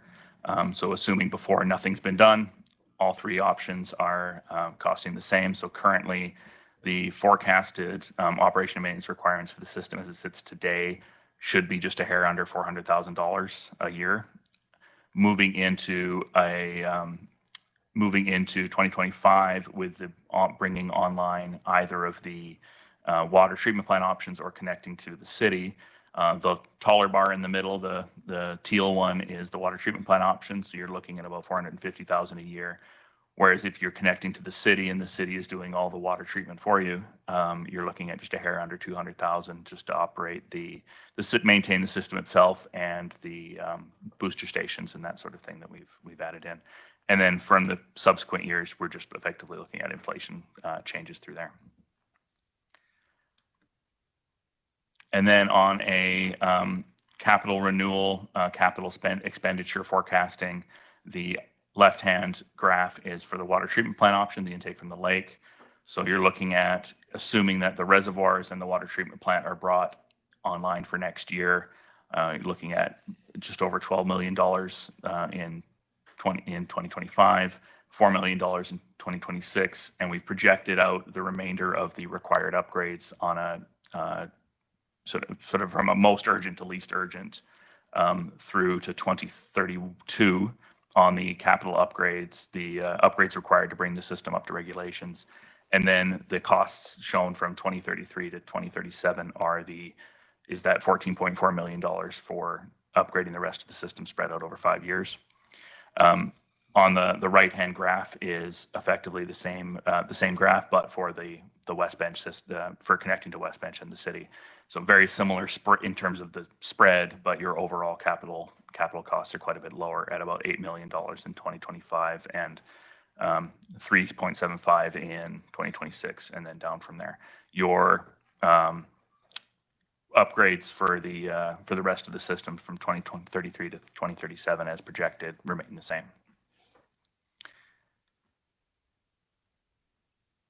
Couple other items for consideration. Given the high operation and maintenance and capital renewal costs, it is highly unlikely that the lake intake option can be sustained by the Sage Mesa users alone. It's only 265 properties approximately, with fairly low, it's all single family homes. It's low population density for supplying for that. So it's quite a bit for asking that system, those users to maintain a system of that size, of that complexity. And then other options that the RDOS is exploring is the feasibility of lake intake that would provide water to Sage Mesa, West Bench, and potentially even to Penticton Indian Band. There are some options there. However, it would require the location of the water treatment plant would need to be located very strategically to prevent major rework of West Bench. So our recommendations, independent of where the water supply comes from, is to upgrade the piping and add hydrants to allow full fire protection to the Sage Mesa system. Replace the 2 reservoirs with a single reservoir near the current upper reservoir location, and then plan for phased replacement of all of the remaining distribution system not otherwise upgraded. This is required today. It's been required for probably 30 years, honestly. And it is irrelevant to where your water is coming from. It is just for fire safety. It's where it's needed. And then from the water supply option, purely based on cost and capital cost and operation and maintenance cost, the recommendation is to connect into the West Bench supply via the city, or actually to the city via West Bench.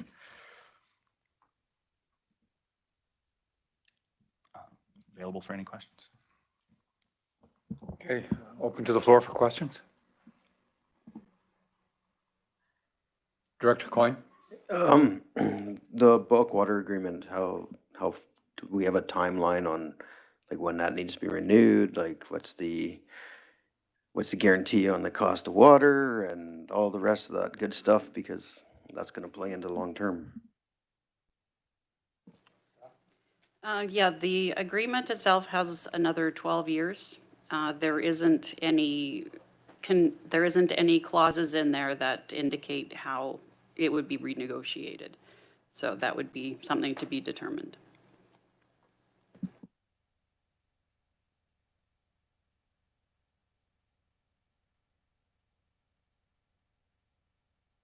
I don't. Director Jettins? Oh, go ahead with the other questions. Okay, I've got one from virtual reality somewhere. Director Coyne? Okay, sorry, go ahead. So this is just way the heck out there someplace in deep space, but has West Bench and Sage Mesa ever talked to the city of Penticton about becoming part of the city and dealing with these things for the long term rather than just Band-Aid after Band-Aid after Band-Aid? And then West Bench and Sage Mesa and them could all pay into the tax base for everything in the city of Penticton rather than just the water. They use all those facilities. So just throwing that out there as a thought. Sorry, and who were you directing that question to for an answer? Okay. Anybody that's wants to talk about it. Okay, well, Director Gattins. Well, thanks for the question, Director Coyne. So this has been a long-standing conversation that kind of comes up every, election period, really. We get a lot of letters back and forth from the editor about West Bench and the relationship with the city. And there is really good partnership between Greater West Bench and the city, not just with water, but we also contribute to recreation. And we also are partners on firefighting, which was really great for this morning. So there is a lot of partnership, and in order to have that move forward with West Bench, it has to be an agreement between both sides, and it has to make sense to both sides. And so right now, that hasn't ever come to pass. There isn't that agreement right now, and the partnerships are working, but it's not an unreasonable question at all. It comes up quite regularly, but there would be services expected in West Bench if it's part of the city that they don't currently have right now. And there's a lot of upgrading, as we just saw, that has to go there too. So I'm not sure if it's going to come to pass or not, but it's definitely a question. But there's more partnership than just water, that's for sure. And there's also a lot of citizens that live in Greater West Bench that have businesses here in Penticton, and it goes back and forth. So yeah, it's one of those questions that come up quite often, to be honest.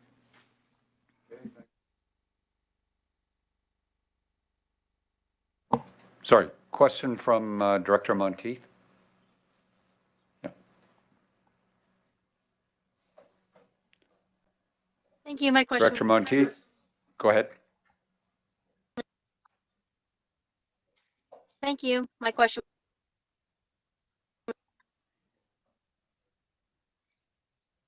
Unfortunately, we're not hearing you, Director Monteith. Do you want to try again?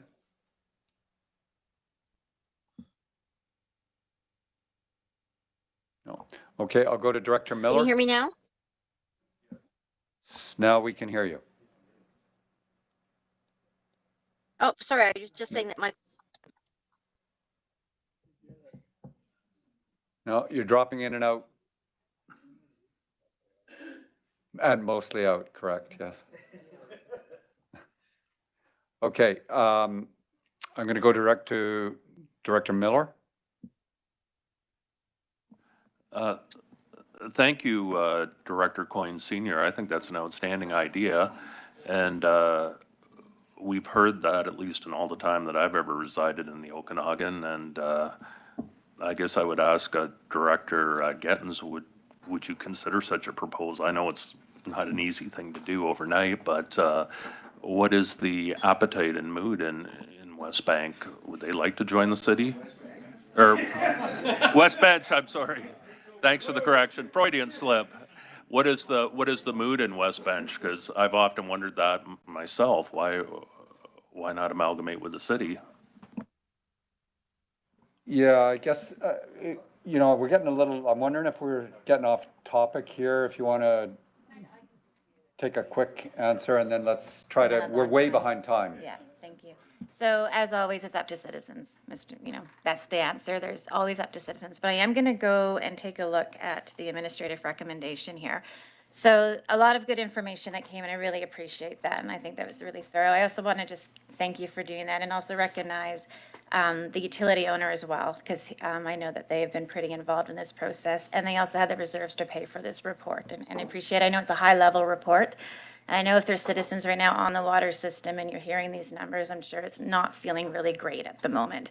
But the reality is the next step in the acquisition process is to also have a financial plan that takes into consideration senior government funding and outside sources of government funding and local partnerships. So there's still more work to come. There's still more public engagement to come. So what I would like to do is accept this report and move that motion to accept it and the financial plan, but recognize that public engagement is going to come, but we also need more information. And what this does is it gives the staff the authority to go and pursue some grants, because we've actually got the plan and the assessment, and we need to talk to the citizens as well. So this isn't a done deal. The citizens still have a lot to contribute to this process, and we still need to look for outside funding. So I just want to make that really clear. So with that, I will pass this, I will move the motion to accept this and go from there. Thank you. Thank you. Motion's made and seconded. Any further comments or questions? I've got a request to speak from staff. Go ahead. Thank you, Chair. Yeah, I just wanted to clarify that we did not produce numbers that would be per parcel today. And that is the reason why, is because we do want to aggressively go after grant funding and partnership opportunities before we present those numbers to the community.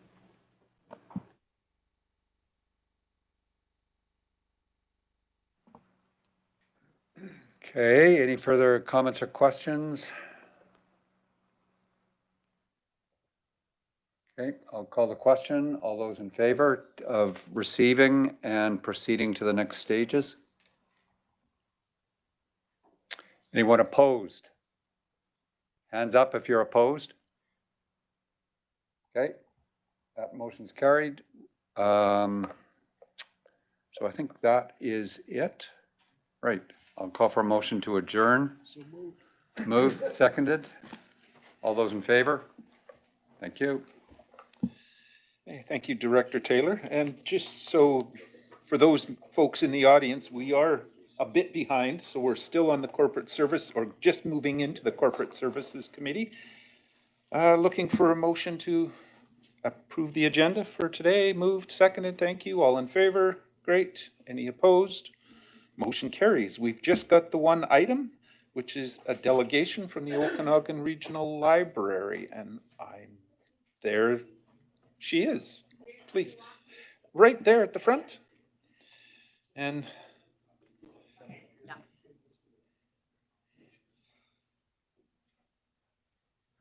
so I'm assuming you're Danielle? I am Danielle, yes. So if you could just introduce yourself and go ahead and start. Okay, so my name is Danielle Hubbard. I'm the CEO of the Okanagan Regional Library, and I am delighted to see that your magical setup is working and my PowerPoint has appeared. So we're off to a good start. I won't take too much of your time because this delegation is really, it's by way of introduction and information. I'm not asking for any decisions. I'm not bringing up anything controversial, which sounds like it might be a refreshing interlude in your morning's meeting. Unless you want to make it controversial. Maybe there's some controversy I don't know about that's coming my way. But yeah, so I'm from the Okanagan Regional Library. I'm going to immediately address the bit of an elephant in the room, which is that Penticton is a window in our service area. So Penticton is not covered by the Okanagan Regional Library. And like the previous discussion that was just going down, that is up to the citizens of Penticton. So I would always be happy to welcome Penticton into the fold should Penticton choose to join, but at the moment that's the case. I don't want to get into the politics of that unless people want me to. So what I'm going to do over the next 8 minutes or so is I'm going to give you an overview of how the Okanagan Regional Library functions, kind of what we do, a few highlights of the things I'm proud of that we're working on. I am at the end going to directly answer a few questions that were sent to me in advance that are about the Penticton Public Library. So I just thought I would answer those questions at the end rather than wait to see if someone asks them, because I prepared answers. So without further ado, we'll see if the PowerPoint moves forward. I also wanted to say I've met several of you already because one of my initiatives over this past year is to get out and visit all of our member municipalities. So for those of you who I've already talked with within the last few months, sorry that there's going to be a bit of repetition. I'll pretend this is all new stuff. So I'm actually, to make this a new exciting presentation for those of you who have already seen it, I'm going to do the slides in a different order. This will make it wildly exciting. So to start off, the Okanagan Regional Library is one of the biggest library systems in Canada. We're the 16th largest library in Canada.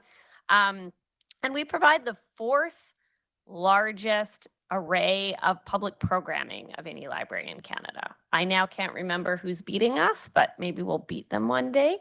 So I guess what I mean by that is we're a very busy system and we're also very widespread. So this slide here is a map of our service area. So of course, right now we're in the southern end of our service area, but we also provide service to the central Okanagan, the north Okanagan, and all the way up into the Columbia Shuswap area. So Okanagan Regional Library is perhaps a bit of a misnomer because that isn't the entirety of where we provide service to. So you'll see, you know, Princeton and the Soyuz are down there near the bottom of the screen, and then our service area goes all the way up into Revelstoke and Golden. So we have 30 branches. We're in the process of rebuilding our North Shuswap branch because we lost it to the fires last year. So that's where we are. And each of the little icons on the map, of course, shows one of our branches. So I, as CEO, I report to a board of directors. There's 24 politicians on my board, some of whom are at this table, so they definitely know everything I'm about to tell you. And then my position oversees all the operations at all of these branches. So then backtracking. There we go. So I've been CEO for just shy of 2 years. And one of the initiatives that my board and I have pursued over the past year and a half is developing a new strategic plan for the library, which has been a really exciting thing to take on as a new CEO for the organization. Because one of the interesting things about working for a public library is that everyone has heard of libraries. So everyone, in a way, knows what public libraries do, and then in another way, don't quite know all the things that public libraries do. And our last strat plan expired before COVID, so that was a while ago now. So our vision at the moment is to be a vital community space for learning, connecting, and exploring. That space part is really important to me. Public libraries are one of the few free public spaces that are available to people. And so again, looking at that map I just showed you, we have 30 facilities and each one of those spaces is a hub for their communities. So I was talking the other day with our community librarian in Naramata, who we're working on hopefully doing a renovation in Naramata. And she was making the point that, you know, a lot of people come into the library because they're visiting town, and that's a place where they can come and use a washroom and use Wi-Fi and learn about the community. So it's kind of this passive work that libraries do a lot of the time, in addition to what you maybe think of as library work. There we go. So the goals that the board and I have identified for the library over the next 5 years is to cultivate learning, literacy, creativity, and imagination. I think everyone can agree that sounds like what a library does. Lots of books and reading and learning. We offer a welcoming, inclusive space to gather and connect. We embrace local heritage and culture. For that point, I am deeply beholden to the 300 staff who work at the ORL who live in all of these different communities that we serve. I live in Kelowna, I work in Kelowna. The people who live in Princeton, Karameas, Soyuz have much better understanding of what those local needs are than I do, to be honest. Develop and nurture community partnerships. Again, a lot of that happens at the grassroots level. Although, of course, the role that I play in nurturing partnerships is connecting with our municipal councils and with all of our governing bodies, which is part of why I'm out here to introduce myself. And striving for organizational and service excellence. A lot of that does fall on me and the management team. So we are funded publicly. About 80–90% of our funding is municipal. So it is very important that we're transparent and responsible with those resources. And we already saw that slide. There we go. Next up. So some of the benefits, as I see it, of being part of a large regional library system is a consolidation of resources.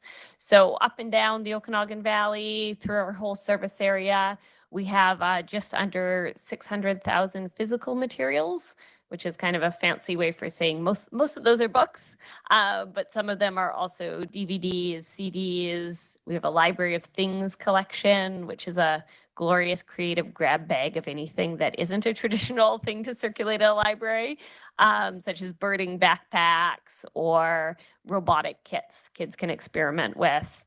And we also offer a wide array of digital materials. So those are ebooks, e-audiobooks, research guides, things that people can borrow virtually and remotely if they so wish. And so this is a picture of our headquarters in the suburbs of Kelowna. So I work in this building. And then what this photo is looking down on is our collection area. So this is where all of those 600,000 materials get ordered and brought in and processed and cataloged and then sent out to all of our branches. And our collection is what's called a floating collection, meaning that you can borrow material from any branch and return it to any branch and put a material, an item on hold for any branch. So if you're in Summerland, for instance, you can request an item from Golden and next week it'll show up in Summerland.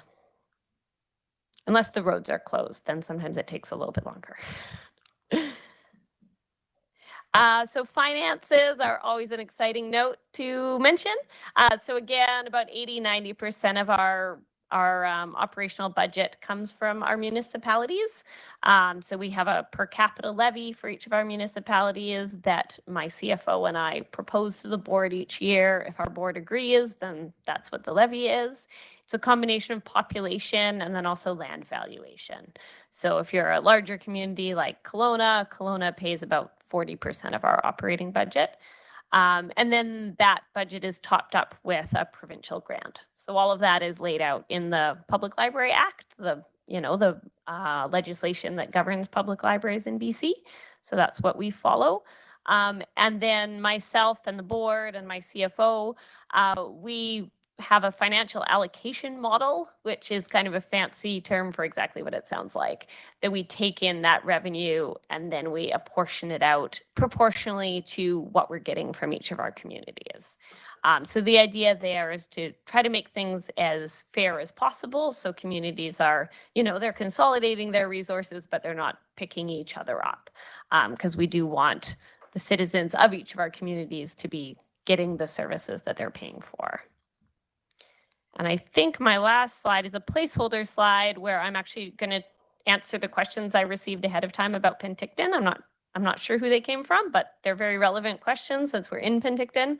So the ORL does have an agreement with the Penticton Public Library. So if people who live in the surrounding area, such as Greater West Bench, which was I just had to look at to make sure I didn't say West Bank. After that, I'm so sorry. It was on the tip of my tongue. So for instance, if someone lives in West Bench and they come to the Penticton, so West Bench is part of the ORL's service area. All of these little surrounding sort of areas, living areas, are part of the ORL's service area, and the people who live there are paying, their taxes are going to the ORL. But if one of those residents goes to the Penticton Library, they can sign up for a card for free. The Penticton Library won't charge them. And then annually, the Penticton Library will invoice us for those card holders. So I get an invoice once a year from Penticton Public Library. They invoice us $110 per card holder. And so one of the questions I received is that agreement still in place? And yes, it is. It was agreed upon in 1999, and it's remained in place unchanged since then. And the usage is steadily increasing, like slowly but steadily increasing. So over the past 3 years was as far back as I looked specifically at the numbers, and it's increased 20%. So at this point, let me see, I have the numbers. In 2023, which was the last reckoning we did, then there were 402 people who were living in the areas just around Penticton, but were using the Penticton Library. So that was one of the questions I had got. And the other question I got ahead of time was whether the ORL still offers Libby, which is our online service for ebooks and e-audiobooks. And the answer is we definitely do. That's our most heavily used online resources. So we often call it our digital library. It's basically an app you have on your phone. You enter your library card number, and then you have access to hundreds and hundreds of materials that you can borrow and listen to or read from wherever you like. So anyway, those are the questions I got ahead of time. Although if that wasn't directly getting at what the questioner was looking for, then I can certainly take more questions, or I'm happy to take more questions about anything else in my presentation. Okay, well, thank you for the presentation. Obviously, there's a hand up already. Yeah. I'll check if there's anybody else, but Director Gettins, start us off, please. Thanks, Chair. Those questions actually came from me, so it's another nod to Bob's question about partnership, or Director Cohen's question about partnership. I found it really interesting, actually, when I learned about this connection, because what used to happen, I understand, was that there was like a mobile library that would go to Greater Westbench. And when this came forward, Westbench citizens were the closest library, physical library, is Summerland for Westbench. And so that's how this partnership agreement came up, and I think it works well. And as somebody who's used that Libby before, and I haven't signed up for a while, it is the best thing to do. If you're into audiobooks or anything like that, like it is, like it's the best bargain in the Okanagan Library, really it is. So I highly recommend that application if you haven't used it. Thanks for the answers. Thank you. Thank you. I see another hand from Director Federico. Go ahead. Thank you through the chair. I have 2 questions. So does that mean a Westbench resident could also get an ORL card either from Summerland or from, say, like Naramata, and like anywhere else? Because that seems interesting, because then I would poke maybe my Naramata residents would also like to have a City of Penticton card, because programming that they've got going on. So I find that to be very interesting. And then second question in there is that if any of us as area directors wanted to supplement to have more hours for our librarians and our libraries to be open, how does that process kind of look like, and what can we do to facilitate that? Yeah, those are excellent questions. So yes, the people who live in Westbench, they pay into the Okanagan Regional Library. So basically everyone who lives in the RDOS, except within the city of Penticton, is eligible for an Okanagan Regional Library card. And Area H. Yes, sorry, and not Area H also. We have 2 strange outliers. I was focusing on Penticton because we're in Penticton, but my apologies. Yes, Area H has also recused themselves of library membership. So I hope that answered that first question. Did that answer your first question? I guess sort of follow up to that, if I can, is that if you're paying to the city of Penticton an extra $110 per person for a card, then they're getting 2 cards, right? So they are paying into the ORL system. So they get a card in Summerland, and then you're also topping up $110 to theirs. So their residents effectively would be getting 2 services out of the one that they're paying. So unless there's a correlation financially that's being supplemented, then that just seems a little unbalanced. I actually appreciate you saying that, because of course, from my perspective as the CEO of the ORL, I'm like, dang, we're giving a really good deal. But okay, sure. I don't really want to withdraw it because I want people to have library service. But you're right. Yeah, they're paying for ORL service, and then the ORL is also paying for them to get Penticton service. That's true. I'm just going to answer her second question about additional hours at libraries. So my last slide was a picture of our little financial model. It wasn't a picture of our financial model. It was a picture of a scale depicting our financial model. So right now, we do have the challenge that many of our rural branches are not open full-time, Naramata being one of them. Actually, many of our little rural branches are open like 3-4 days a week, because that's what we can afford given the amount of tax revenue that we're receiving from those communities. So the ORL has a policy that when communities hit certain population thresholds, then we increase their open hours. So generally, that's how it works. So for instance, Oliver and I'm now drawing a blank on the other southern community, but Soyuz, yeah, recently got additional hours because their populations have hit certain thresholds. But the other option is if a community, so this is the case in Sicamous in the north and also in Vernon in the north, that those municipalities said, we really want our libraries to be open an additional day of the week. We as the library said, we can't really justify that because we'll then be pulling on other people's tax money to open your library more hours. But Sicamous and Vernon specifically pay the ORL an additional few $1,000s a year that goes directly into the service for their community. So that is also an option. So if there's any other community in our service area who's like, we really want to be open on Mondays or whatever that day is, we can certainly make that happen. And then there's a signed agreement saying like that revenue just goes specifically to your local branch. That doesn't go into our general operating budget. So did that answer your question? Okay. I think it did. Great, thank you. Director Holmes, go ahead. So since we're talking about elephants in the room today, oh, good. This partnership agreements with Penticton and all is all very well and good and everything, but do you ever talk to Penticton about just joining the ORL? I have not directly raised that. I would say the reason I haven't raised it is largely out of respect for the staff who lead the Penticton Library. So it feels uncomfortable to me because I'm a relatively new CEO and I don't want them to feel like I'm in any way trying to take them over. It would ultimately be the people of Penticton decision. Yeah, it hasn't risen to the top of my priority list to figure out how to tactfully explore that option. No, that's okay. It's a totally fair question. Yeah, it's really up to the people of Penticton. So they are more than invited, but it's up to Penticton. Yeah. Okay. Dr. Miller?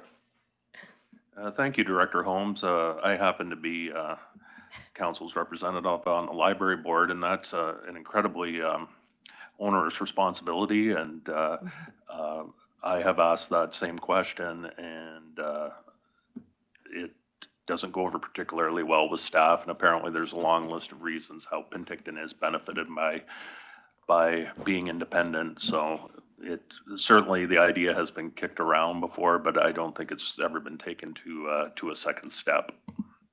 Okay. Go ahead, Director Conans. Yes, I have a question. I'm a counselor in Penticton and on the board here, obviously. And my question is infrastructure. I was actually in the Vernon Library not too long ago, and it's just beautiful, brand new library. Oh, it's just gorgeous. How much does the Okanagan Library System invest in the infrastructure if we wanted a new, in their communities that are members, if they want a new building? How much do they invest in the Vernon Library? Yeah, no, that's a really good question. So the ORL, our facilities follow several different models. So we have some facilities that we own, and Vernon is actually one of them. So about 10 years ago, the ORL built that branch. And then some of our libraries we lease from municipalities. That's probably at least half of them we lease from our municipalities. And then also a good chunk of our facilities we lease from private landlords. So it's kind of a grab bag. We don't have like an official policy of, anyway.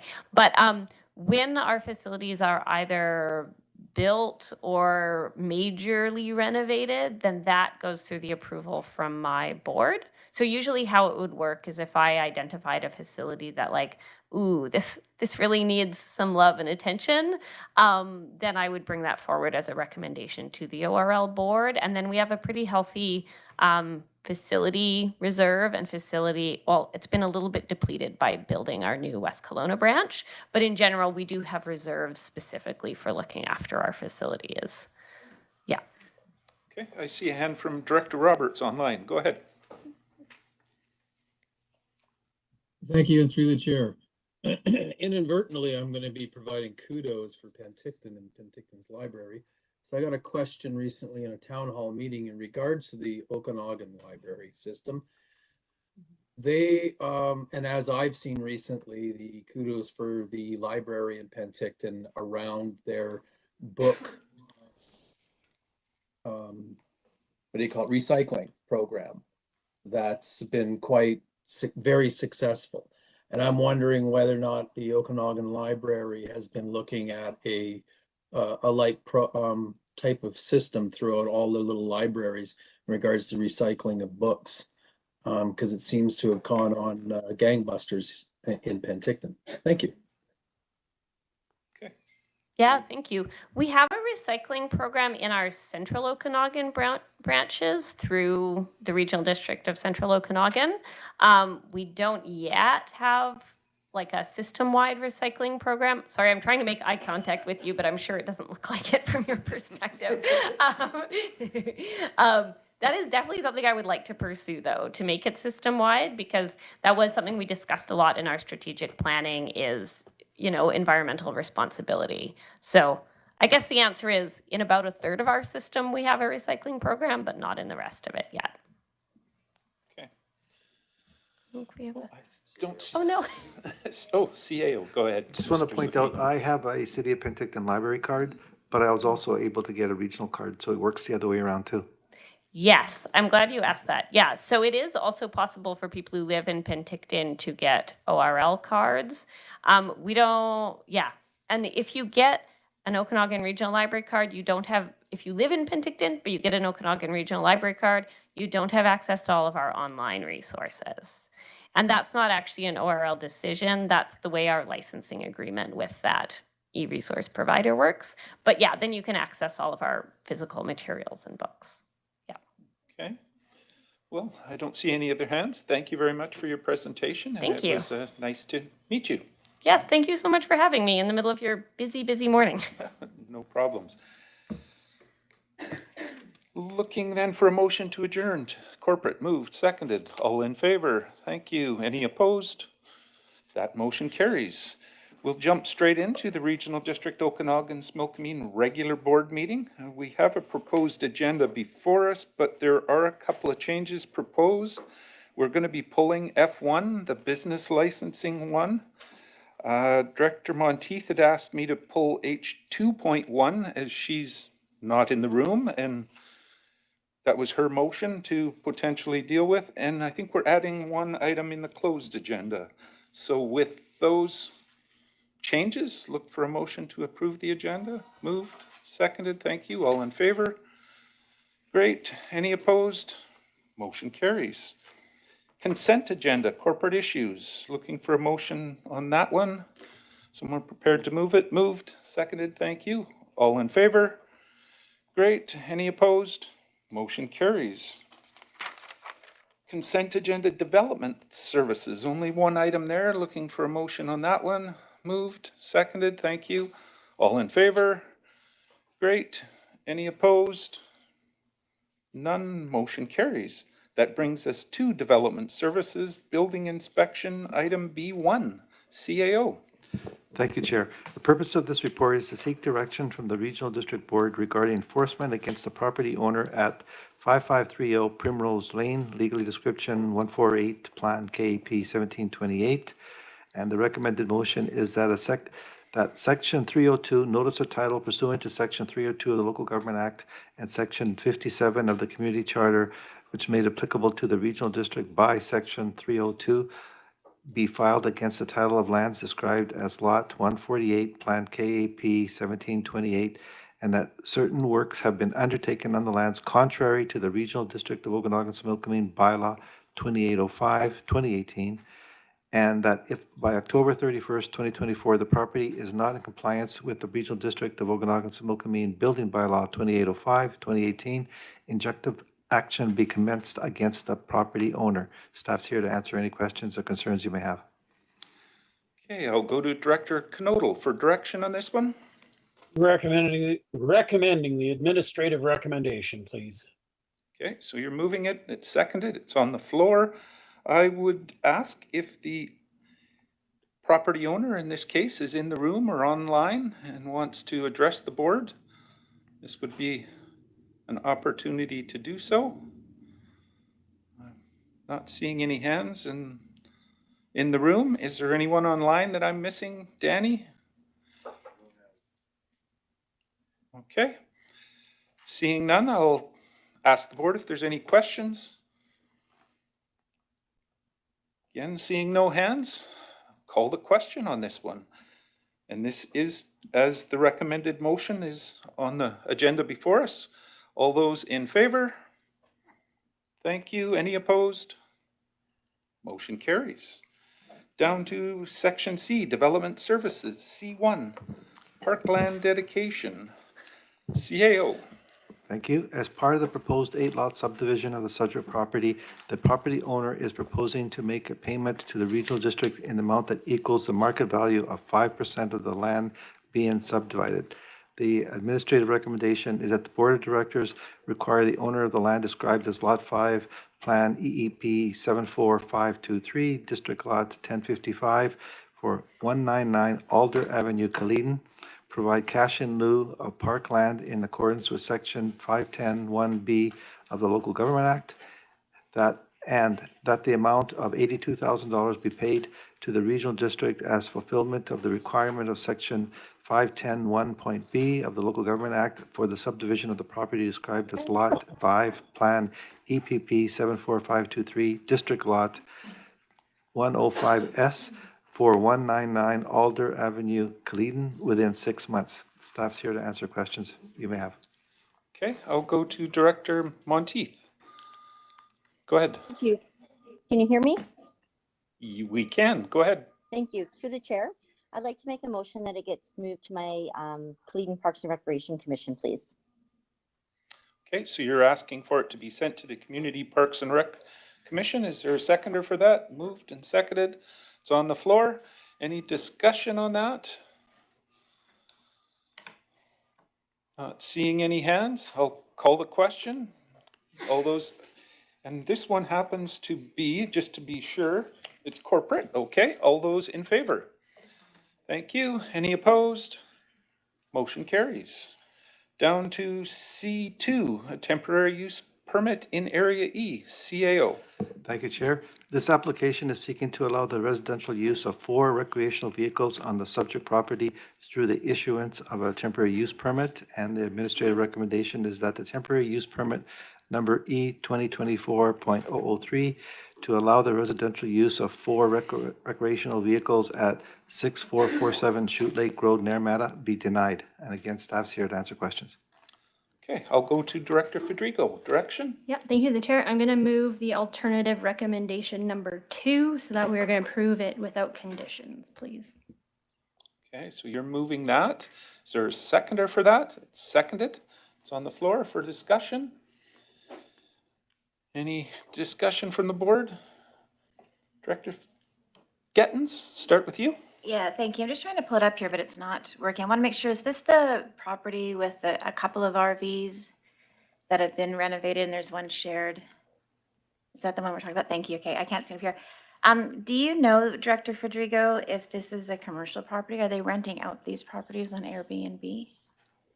Thank you, the chair. No, these are homes and residents for those that are in our community. I'm pretty sure there was a letter saying, anyways. Okay, let me try and pull this up and I'll come back. Okay. Anybody else? Director Roberts, go ahead.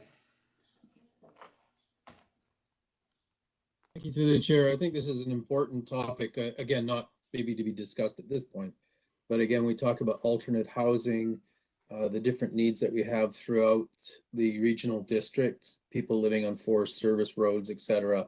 And so not only looking at the different kinds of housing, how we look at what RVs are, what we look at tiny homes, how we look at providing areas that are safe for when we're taking people from, let's say, squatters camps, and then being able to redirect them to a safe place to, you know, park, camp, and live while having safety as paramount.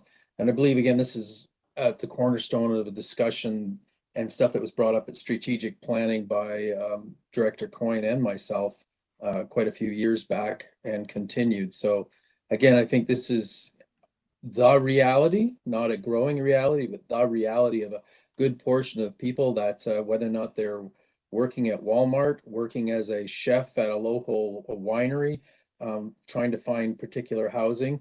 The other other housing needs that are being covered by some of the stuff we spoke earlier are still out of reach of many. So I think this is important to be on our hearts and minds as we move forward dealing with these kinds of situations. Thank you. Okay. Any other discussion? Director Van Elfen, go ahead. Thank you. Just through to staff for the public. Are these tied into an interior health approved septic system? Staff, can you answer that question? Yes, the applicant has indicated that there is a septic system on the property that was designed for a single detached dwelling, and that the RVs will be connected to it, and that the communal washroom facilities will also be tied into that. Okay. Any further questions or discussion?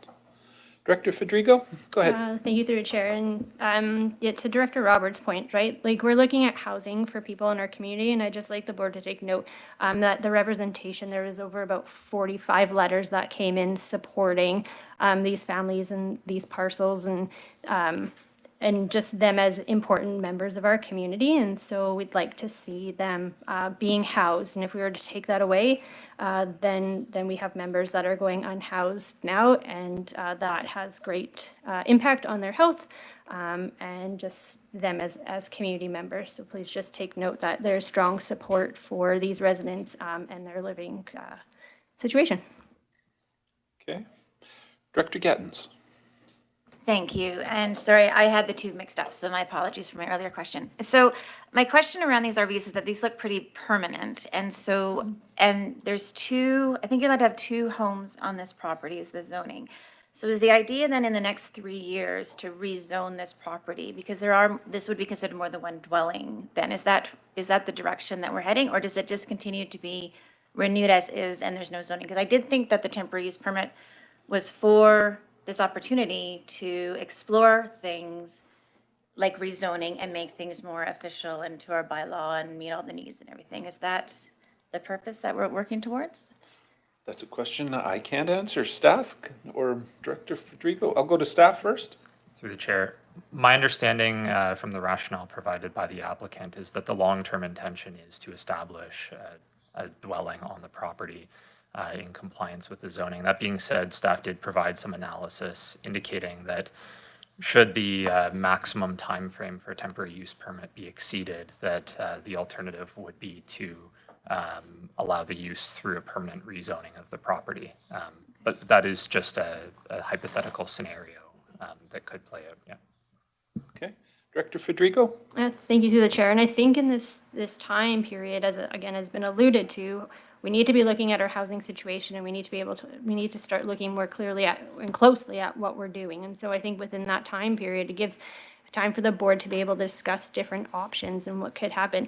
This particular parcel is fairly remote out from right in the village and whatnot. And so these parcels are traditionally a lot larger. So there is different opportunity that can be explored in the next 3 years. Okay. Director Taylor. I do think we need a policy in this area, so I'd encourage us to get there sometime. A question to staff, I'd like to know how many homes would be permitted, or home and accessory dwellings would be permitted? Staff? Through the chair, the maximum density permitted by the zoning that applies to this property would be one single detached dwelling, as well as either one secondary suite or one accessory dwelling. So a total of 2 dwelling units altogether. Okay. And Mr. Garish? I'll just add to that for the board's benefit that the draft amendment bylaw related to small-scale multi-unit housing implementation would tweak that slightly by not counting the secondary suite toward density. So if in future 2800.37 is adopted, they could be allowed one principal, one secondary suite, and one accessory dwelling. Okay. Director Federico.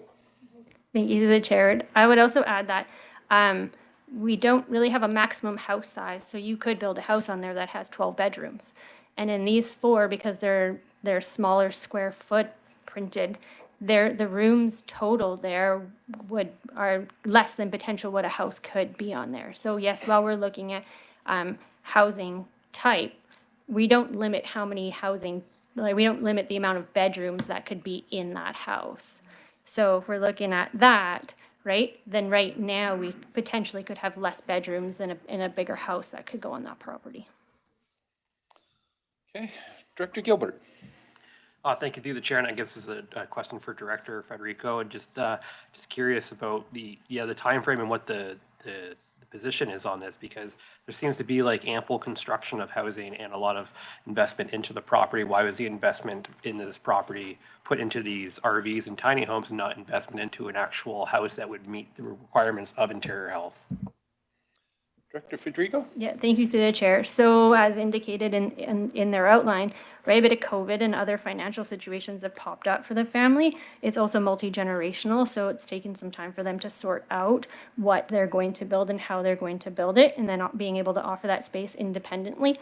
Not everybody necessarily wants to live together in close quarters, so this just provides them that opportunity for their individual space, but to live together communally on the property to make it affordable. Okay, Director Monteith, go ahead. You have a question? Thank you. Through the chair. In the report, I didn't see, or it didn't stick with me, whether these RVs were zoned for or regulated for year-round living. Like I know there's different types of RVs. Are these RVs built for year-round living? I'm not sure. Staff? So in general, our zoning bylaw differentiates between various forms of manufactured homes, which are typically designed for year-round living, whereas recreational vehicles, my understanding is, do not generally meet the standard for year-round living that's established under the building code. So being that these are RVs, they're not designed or intended for long-term year-round occupancy. Director Taylor. Yeah, I did read the report. I've found it a little difficult to get my head around. Are all of the trailers connected to sewer and water? Are all of the trailers using their kitchens and bathrooms? Staff? No. That would be specified in the draft permit that was included on the agenda. I believe it was 2 of the RVs. I think it's the 2 that are in close proximity to the washroom facilities that are connected.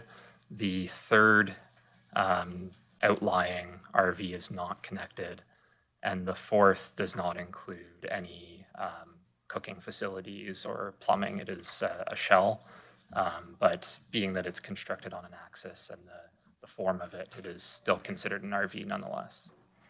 Okay, follow up. And so we're giving permit for people to live and use that permanently for 3 years with the expectation that they're going to walk outside to the toilets for the next 3 years? Staff? That's correct. That 3rd RV, as I understand it, the intended use is to use the communal shared washroom facilities. Okay, follow up. While they have a toilet and kitchen in the trailer, but we would expect them to go outside. No, I don't believe there is, but staff, clarify. Through the chair, that is correct. As you can see on the floor plans on that 3rd RV, there are cooking facilities inside of the RV. In the 3rd one? the 4th not. Yes, that's correct. Okay. Seeing no other hands, oh, Director Gettens? Thanks. Can I just get you to repeat the motion that you're moving? Is it one of the administrative recommendations, or is there no conditions at all? Director Federico? Yep, thank you, the chair. It's the administrative recommendation, alternative administrative recommendation number 2. Okay. Which is? No conditions. No conditions at all. So as a follow-up then, Go ahead. one of the conditions on the temporary use permit is that it's for 4 recreational vehicles. Is that intention because there will be more recreational vehicles added to the site? No, if it's for 4, that would kind of cap it. But that's the condition. If you're removing all the conditions on the temporary use. Director Federico? Can you? But that's the Or condition. That's the staff, condition. go ahead. Through the chair, the second alternative recommendation included in the report is just to remove the condition in the permit related to providing proof of adequate sewage disposal. Okay, thank you. So the other which- conditions remain then. So that's capped at 4 RVs and there won't be more RVs added to this site. That is correct, yes. Okay. It's a good point to raise. Seeing no other hands, this one happens to be a rural vote. Am I missing one? Sorry. She was anticipating the call-in question, but I'll call the question. Rural vote. All those in favor? Thank you. Any of you opposed? If you can raise your hands for opposed. Seeing just one, Director Monteith, motion will carry. That brings us down to C3, CAO, another temporary use permit. That's correct, thank you. This application is seeking to allow vacation rental use for a subject property through an issuance of a TUP, and the administrative recommendation is a temporary use permit number E 2024.006 to allow vacation rental use at 6851 Indian Rock Road near Matta be approved. Staff made this recommendation based on the way that the policy is. There has been some issues with this, but I just wanted to state the reason why staff is asking for approval. And Okay. they're here to answer questions. All right, Director Federico. Thank you, the chair. I'm going to make the alternative recommendation to deny the TUP.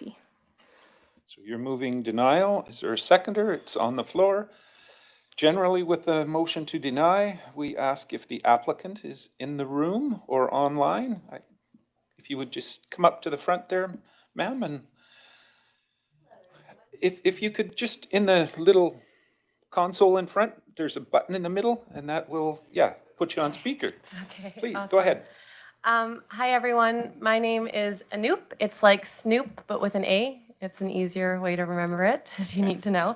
I just prepared something today, so if you don't mind, just a few minutes to be able to talk. go ahead. So this is my mom, by the way.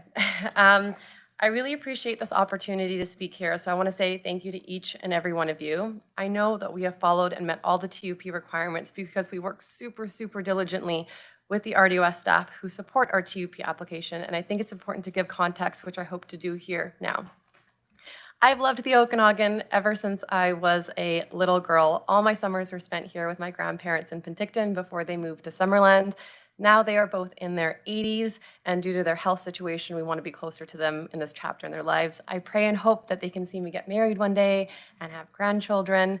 It was always our dream to move to the Okanagan, and throughout the years, we stayed at so many vacation rentals and hotels in the area, and we actually stayed at a few in Indian Rock, and we would love to have that opportunity provided to others.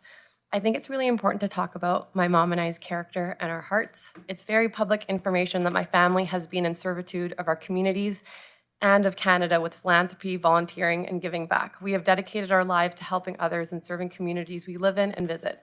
I grew up with a single immigrant mother who has a very inspiring story, being born and raised in a small village in Punjab, India, coming to Canada, starting from scratch, from cleaning people's homes during the day and learning basic English at night. She ended up getting her master's in education and starting a world-renowned business and becoming a beacon for hope for women around the world. If you look me up, for the last 15 years, it has been well documented that I was one of Canada's top 20 under 20. I've helped reconnect over 500 families on the downtown east side with the homeless residents with their lost loved ones. I created a primary community school in sub-Saharan Africa for orphans and vulnerable children, and I went back and forth in service for over 7 years. And now I'm working very closely with Indigenous communities with truth and reconciliation, land acknowledgements, and Indigenous storytelling. The reason I tell you this is I hope it shows you our hearts and how much love we bring into our communities. This is a part that I really want everyone's attention in the challenges that my mom and I have faced. Just human to human, there has to be a compassion here. We have had our TUP sign up since February 2024, so about 6 months, half a year now, and it has been repetitively kicked down and vandalized. There are many vacation rentals in Naramata and Indian Rock, and as new residents, we wanted to follow the rules, and that's why we applied for a TUP and followed every single rule due diligently.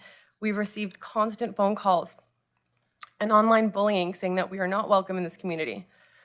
We've faced a lot of racial slurs. I don't mean to get emotional right now, but I just want you to understand the position that we've been in. We've faced a significant amount of racial slurs saying that we are hated, and I hope that you can hear in our voice how challenging it has been. You can't do that, I'm gonna start crying. How challenging it has been with the constant sharing of our private information, inciting harassment, the overwhelming online bullying, and the intimidation tactics our neighbor has used with getting a news article that was just written 2 days before this meeting with false accusations and defamation. We were never asked to put an input into that article.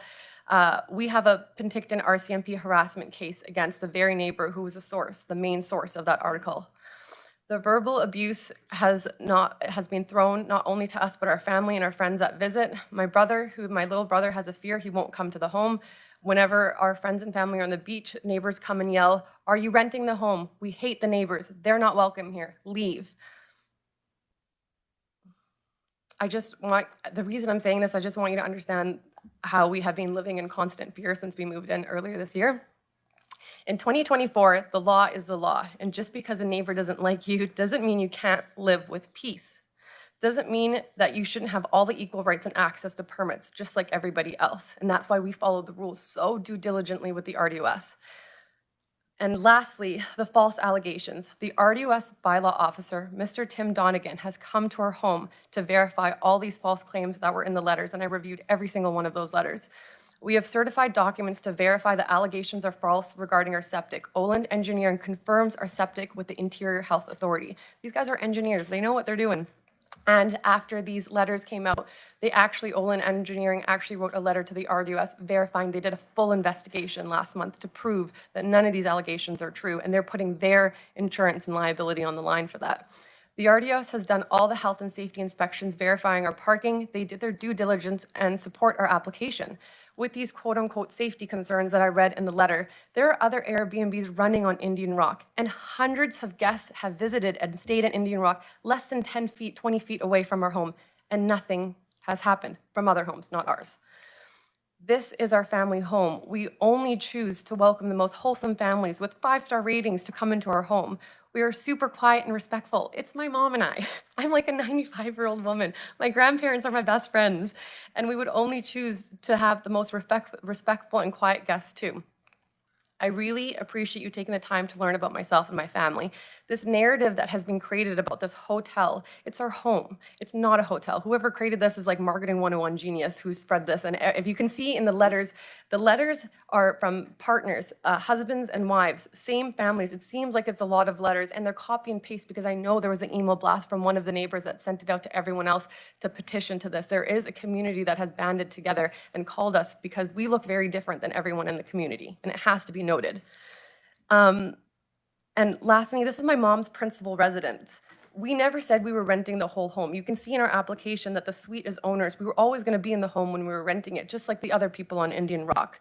We never said we were renting the whole home. This narrative is gone out of control. And the many people that have complained and write letters are seasonal. They're not principal residents like my mom, and they run their own Airbnbs. So I don't think the merit doesn't make sense to me that people who run their own can disqualify our own for other reasons. This is just an attempt to get us pushed out of the community, and people looked at this for an option to do that. Lastly, I wish we could host every one of you here for dinner so you could get to know my mom and I, but just in a few minutes, I wanted to be able to share my heart with you, and hopefully so you could understand what we've been facing this year. I know that we have followed and meet all the TUP requirements, working diligently with the RDOS who support our application. And these are experts. All the planning guys, they did so much due diligence, and the bylaw officers and the building inspection. And I hope to show here today that if you follow the rules, everything will work out. I want to show here today that no matter your background, your race, your religion, you are free and capable of applying and getting rightful permits and authorizations just like everybody else. Even if individuals are bullying you, even if individuals are harassing you based on the factors I just mentioned, the law will prevail. We hope to offer our home to lovely families just as others did to us. Oh, Mom, do you want to say anything else? So thank you for recapping. Thank you so much for. Thank you. Just, Oh, yeah. sorry. Go ahead. Thank you so much for taking the time and listening to this. And yeah, this is my principal residence, and I live there full time. My work requires me to travel. And being as a, again, single mom, I'm not comfortable like staying there by myself because people yell at me. People take my pictures. My neighbors take my pictures. They throw rocks at our houses. We have like, we put additional security cameras, so people are throwing garbages, taking pictures, and it's just, it's been horrible. Like, it's been pretty awful, right? And these people, so last night I was able to read the letters. The letters are written from people that I stayed in their homes, and I have their phone numbers, I have the text messages, I have, well, when we were building the house, I didn't want to be away from like, living in a hotel. I wanted to be closer to the house because the trades were coming. And I stayed at these people's homes. They were all stayed for 4 days, stayed for 5 days. So there are 3 houses I stayed. So I just don't know what we are doing wrong. This is our house. We love our home. We just wanted to share with other people. And again, this is not the whole house. This house has 5 bedrooms. But if you want us to do 4 bedrooms, we can rent 4 bedrooms. It's not that big a deal. The suite is for us to use. And again, Ben has been an amazing, planning has been so amazing. We did everything what by the law. And these people who have complained about it, written letters, they are running TUPs. None of them have Airbnb, but they don't have TUP license. That how we are trying to do it. So thank you for listening. I hope you guys, again, as you know, listen to us and allow us to do what legally what we are trying to do. Thank you so much. Okay, well, thanks for the presentation. I'll ask the board if they have any questions for these folks. Director Fedrigo, start with you. Yep, thank you to the chair. So your Airbnb listing, which is currently up and available, outlines the floor plan of your house. So it does talk about how your upper floor contains 4-bedroom suite with their own private bathroom, large linen closet. You do talk about main floor, which contains, again, various spaces. And then you talk about a lower floor, which includes a bedroom, suite, and patio deck. So if this is your principal residence and you are there full time, can you explain why you have all of your floors listed in your floor plan? And then where in the house that you reside while your guests are on site? Yeah, I can. Go ahead. Is it on? Yep, Okay. it is. Our Airbnb listing is not up. It's unlisted, so I'm not really sure if there's a link to it, how you have, but our understanding is we contacted Airbnb and we completely took it down. We were up for a very short amount of time. My brother and I did our marketing 101, so we put our things up and we were trying to help our mom, and then we completely took it back down. So our understanding is Airbnb has told us the listing does not exist. It is null. And so the listing, we have built a family home, and there is a suite. You can see with the floor plans, we actually did submit it here today. It should be in everyone's package that they did, is that the owner's suite. There's a suite downstairs. I'm sure in homes, everyone has a secondary suite. It's very standard. It's a legal secondary suite. That's where we would reside as owners, and the rest of the house upstairs and would be for people if they wanted to rent our home. But we would be there because it's our home. We wouldn't just, I hope And it's not full-time, like, it's only maybe on the weekend, here and there, and when I am there, it's not rented, and if, like, we're just trying, this is the first year, neighbors were doing it, and neighbors like, well, why don't you just try this? Like, this is, we are doing, running Airbnb, just give it a try. So we're like, okay, we'll just give it a try. But yeah, to it's answer that yeah. question very specifically, is that the home is listed. We have pictures of the floor plans. The owner's suite, as a secondary suite, would not be rented at all. It would just be the rest of the house, which I assume people have like upstairs homes that they rent out, and then downstairs there. Okay. That's where there are. And our understanding is the listing is not on Airbnb. We contacted Airbnb. I would love to know. It's been taken down, yeah. We don't have the Follow-up, listing. Director Fedrigo? Yes, that I pulled off the listing June 17th. So unless it's come down in the last month, that was relevant. And then neighbors as well have also sent in recently, as a few weeks ago, that it was still being rented out, and that there are screenshots there just on reviews, because once your guests stay, then they For do sure. add reviews. And the reviews are actually right here. The people that are here, when my brother and I created the Airbnb, you know how when you're busking on the street, you put $5 in your container? That was our intention. So my best friends that are Airbnb hosts, we asked them to do the review so that our ad could look super cool and that it looked like people had stayed up there. But I can testify and verify It's the marketing reviews that are purpose, on there. yeah. That was just a marketing purpose. I can testify and get those people all to testify and write that as well. Okay, any other questions for Director Gettens? Thanks to the chair. I just want to disclose that I've been around your property for a while. My husband's actually the project manager for the neighbor's property. So I just want to put that out there, and I don't believe that's a conflict of interest. There's nothing for me to gain or anything, but I just wanted to say that. So I have been by. The individual we have a harassment case against? No, it's my husband's a project manager of the company that built the house. Okay. I'm just Question actually, or not? no, I'm just asking, Ms. Malden, nothing, okay. So, I wanted to put that out there so it's very, transparent. So my concern with this really is the number of homes that you're looking to rent and the Is parking. this a question for It them? is a question, Okay, yes, yeah. go So ahead. it's the number of rooms that you're renting and the parking and the driveway, and that is a pretty narrow road. And if there's anybody parking on that road, you can't get fire access or emergency access there. And so that would be my concern around the 4 bedrooms, the amount of parking that's available. So that's just a concern that I wanted to share. I guess it's not a question. We'll Yeah. save, if they're not questions, let's save it for the discussion at the board table. Okay, thanks, yeah. Not for the applicants. Any other questions? I can answer that if it makes it easier to be able to rectify that. We'll leave it Okay. to Ben. To Ben to Yeah. answer? Okay. Ben can answer. That's okay. Seeing no other hands, we thank you for the presentation. We'll put it back to the board here and have the discussion and see where it goes. Thank you. Okay. Staff, if you can make yourself make way back up to the front. We do have a motion on the floor. Any discussion on that or questions arising from that? Director Federico, go ahead. Thank you, through the chair. I'm going to default down, and as was mentioned by the applicant, the letters that have come in from the neighbors. This house, in the brief time that it was on and being rented out, regardless of what, have been large groups, and in the short time has proven that it's not something that the neighbors would like or feel comfortable with having in their community. It does bring in large groups, and as Director Gittens noted, they are parking, the driveway is not wide enough to hold all of the cars, so it only holds a few of them, and then others are parked in front, which can impede a very narrow roadway, so that can make it challenging for emergency vehicles and whatnot that need to get down there.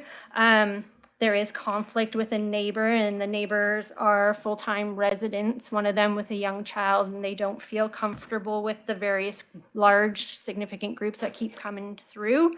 So much so that I think right now they've gotten a permit to ask for an overheight fence. So it is quite disturbing their quality of life. And if you guys know, Indian Rock is 23 kilometers from Penticton. So if there are any big incidences, it can take quite a while for emergency services to come out there, and as well that then impacts their neighbors. The neighbors make a conscious decision to live that far out, and they want a quiet, respectful environment. When you have such a large house with so many bedrooms and copious amounts of guests that are coming who are using the dock, using the water, they're being loud, and they're being loud at all hours. So it is disrupting quite a few of the residents who are there full time. Yeah, it's just, again, if you look at the representation, regardless whether it's you know, couples, they both reside in their houses, they both want to enjoy the comfort of their home. And this, they have expressed that this is not something that they desire to be in their very remote neighborhood. So that is why I've brought forward to deny. Okay, any other discussion on this? Director Roberts, and then Director Holmes. Go ahead, Director Roberts. Thank you. Just using the mouse there. Yeah, through the chair. Staff have they've met all the requirements of staff and the concerns that we have in regards to the TUP.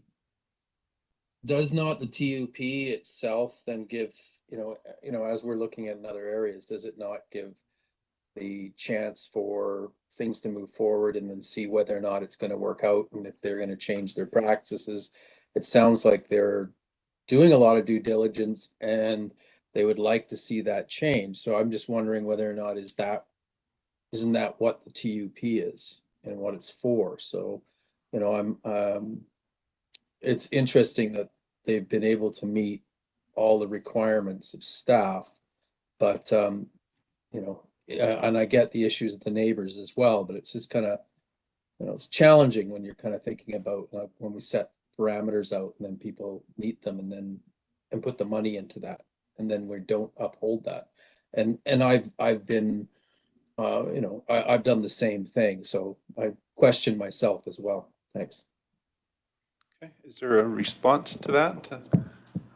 Well, I would just reiterate what the CIO raised at the beginning, which is, I mean, the criteria that staff are using to assess these applications that come in are the ones that were set by the board back in 2012 and 2013 as to what was deemed to be a reasonable vacation rental use in a residential area. And so in this instance, we've assessed it and deemed, from our perspective, to be compliant.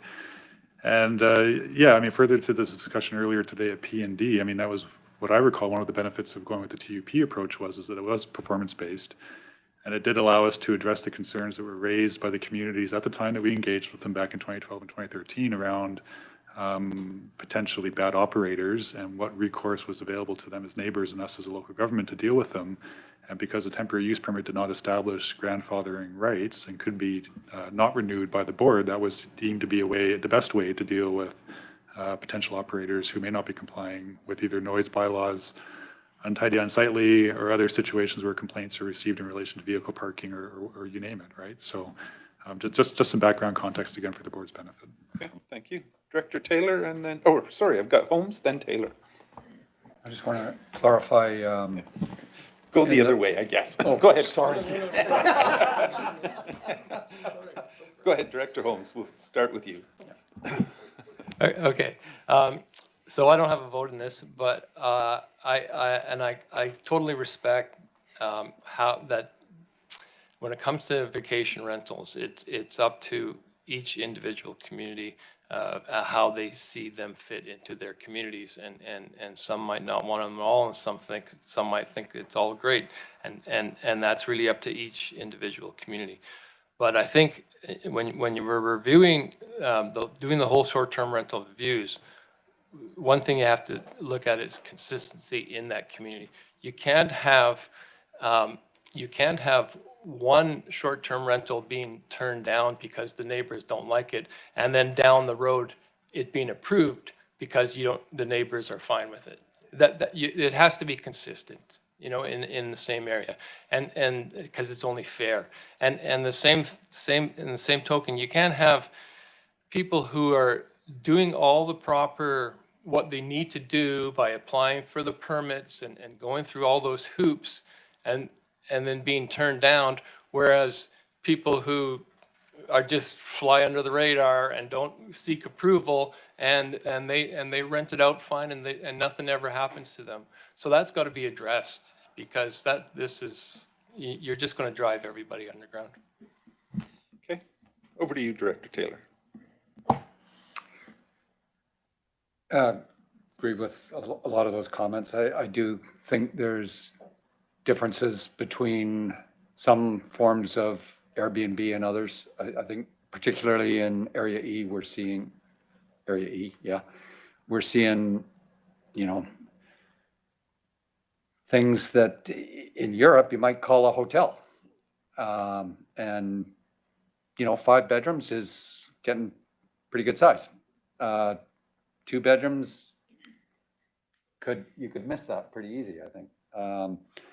So that's my one point.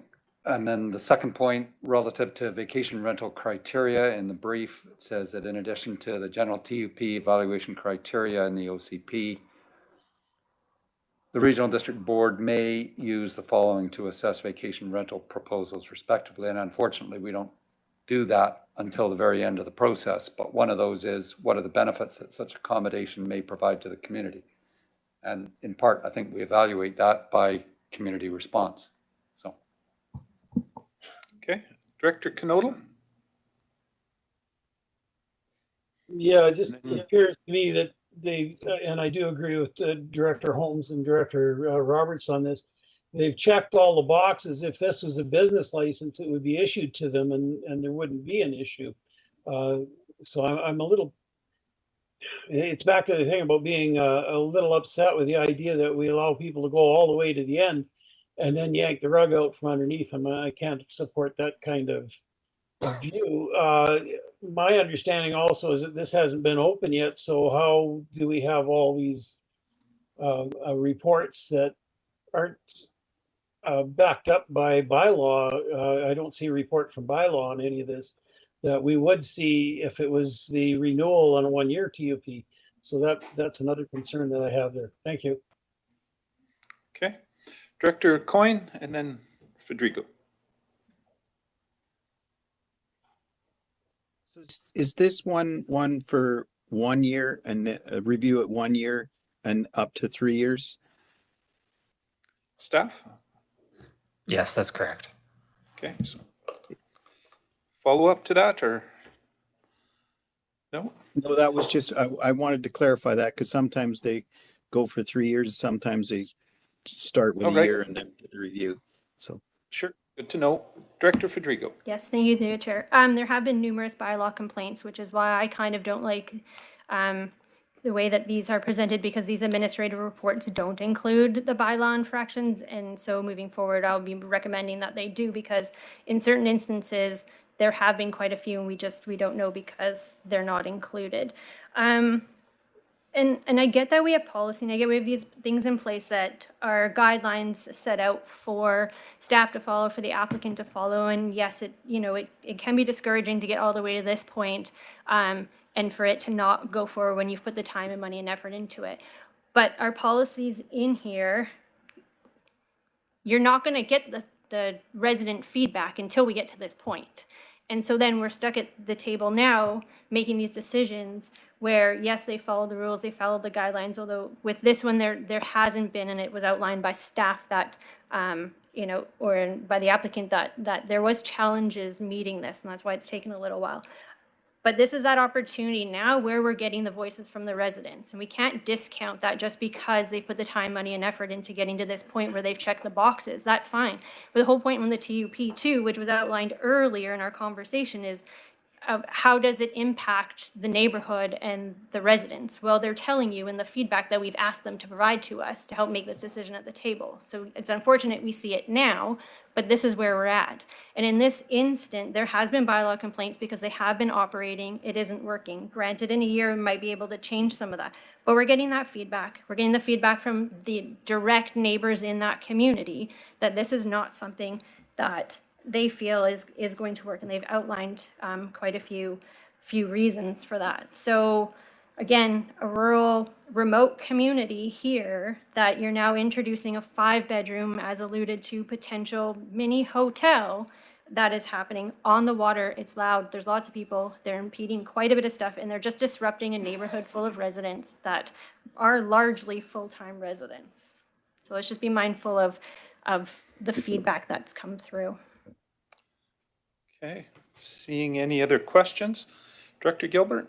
Yeah, thank you through the chair. And this is just a question. I know I don't have a vote in it, but I think this is the one thing where it comes up to this topic, because as we discussed previously, just one question to staff before I comment on this is the RS3, which this housing is part of, does it have bed and breakfast operations as an allowable use?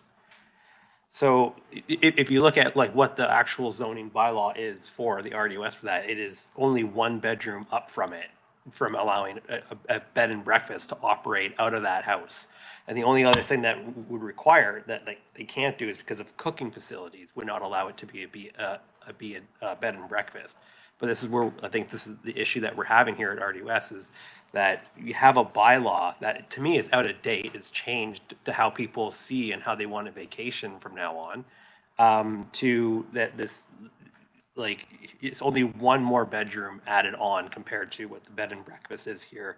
And people want cooking facilities when they're out vacationing as well. And so that zoning bylaw really needs to be updated to be able to manage what what people want in this community. So it's just one way to look at it, that what's already zoned there, they could have a bed and breakfast if they wanted, if they were to decommission the one room and have a no kitchen up there, they could have 4 bedrooms being rented out as a bed and breakfast.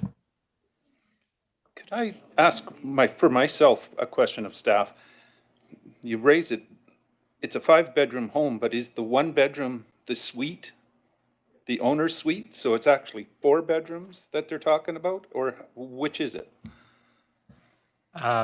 There is a secondary suite, and the owner has subsequently converted a separate room in the basement for an additional 5th bedroom. So there's 5 bedrooms in the house plus an additional. Okay, so it's 5 plus 1 a bedroom suite. secondary Okay. suite, correct. Okay. Any further discussion? Director Conant.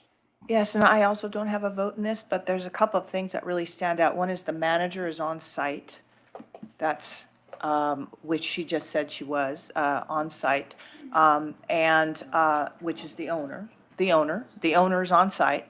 The other thing is that I believe in, as Director Holmes mentioned through the chair, I believe in consistency, and if I can see where you might not want to have these facilities in Indian Rock, and so are we not going to have them there anymore? Is it too remote to have them at all? Or are we going to allow someone to be able to try to do it properly, and if it doesn't work out in a year, they lose their license? So I really think that they have a good case for giving it a try for a temporary use permit.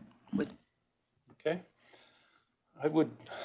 My final thoughts or comments on this is, as we've all been extremely made aware, all of the not all, but a bunch of Naramata residents were in favor of opting in. They wanted it to be allowed if it was your primary residence.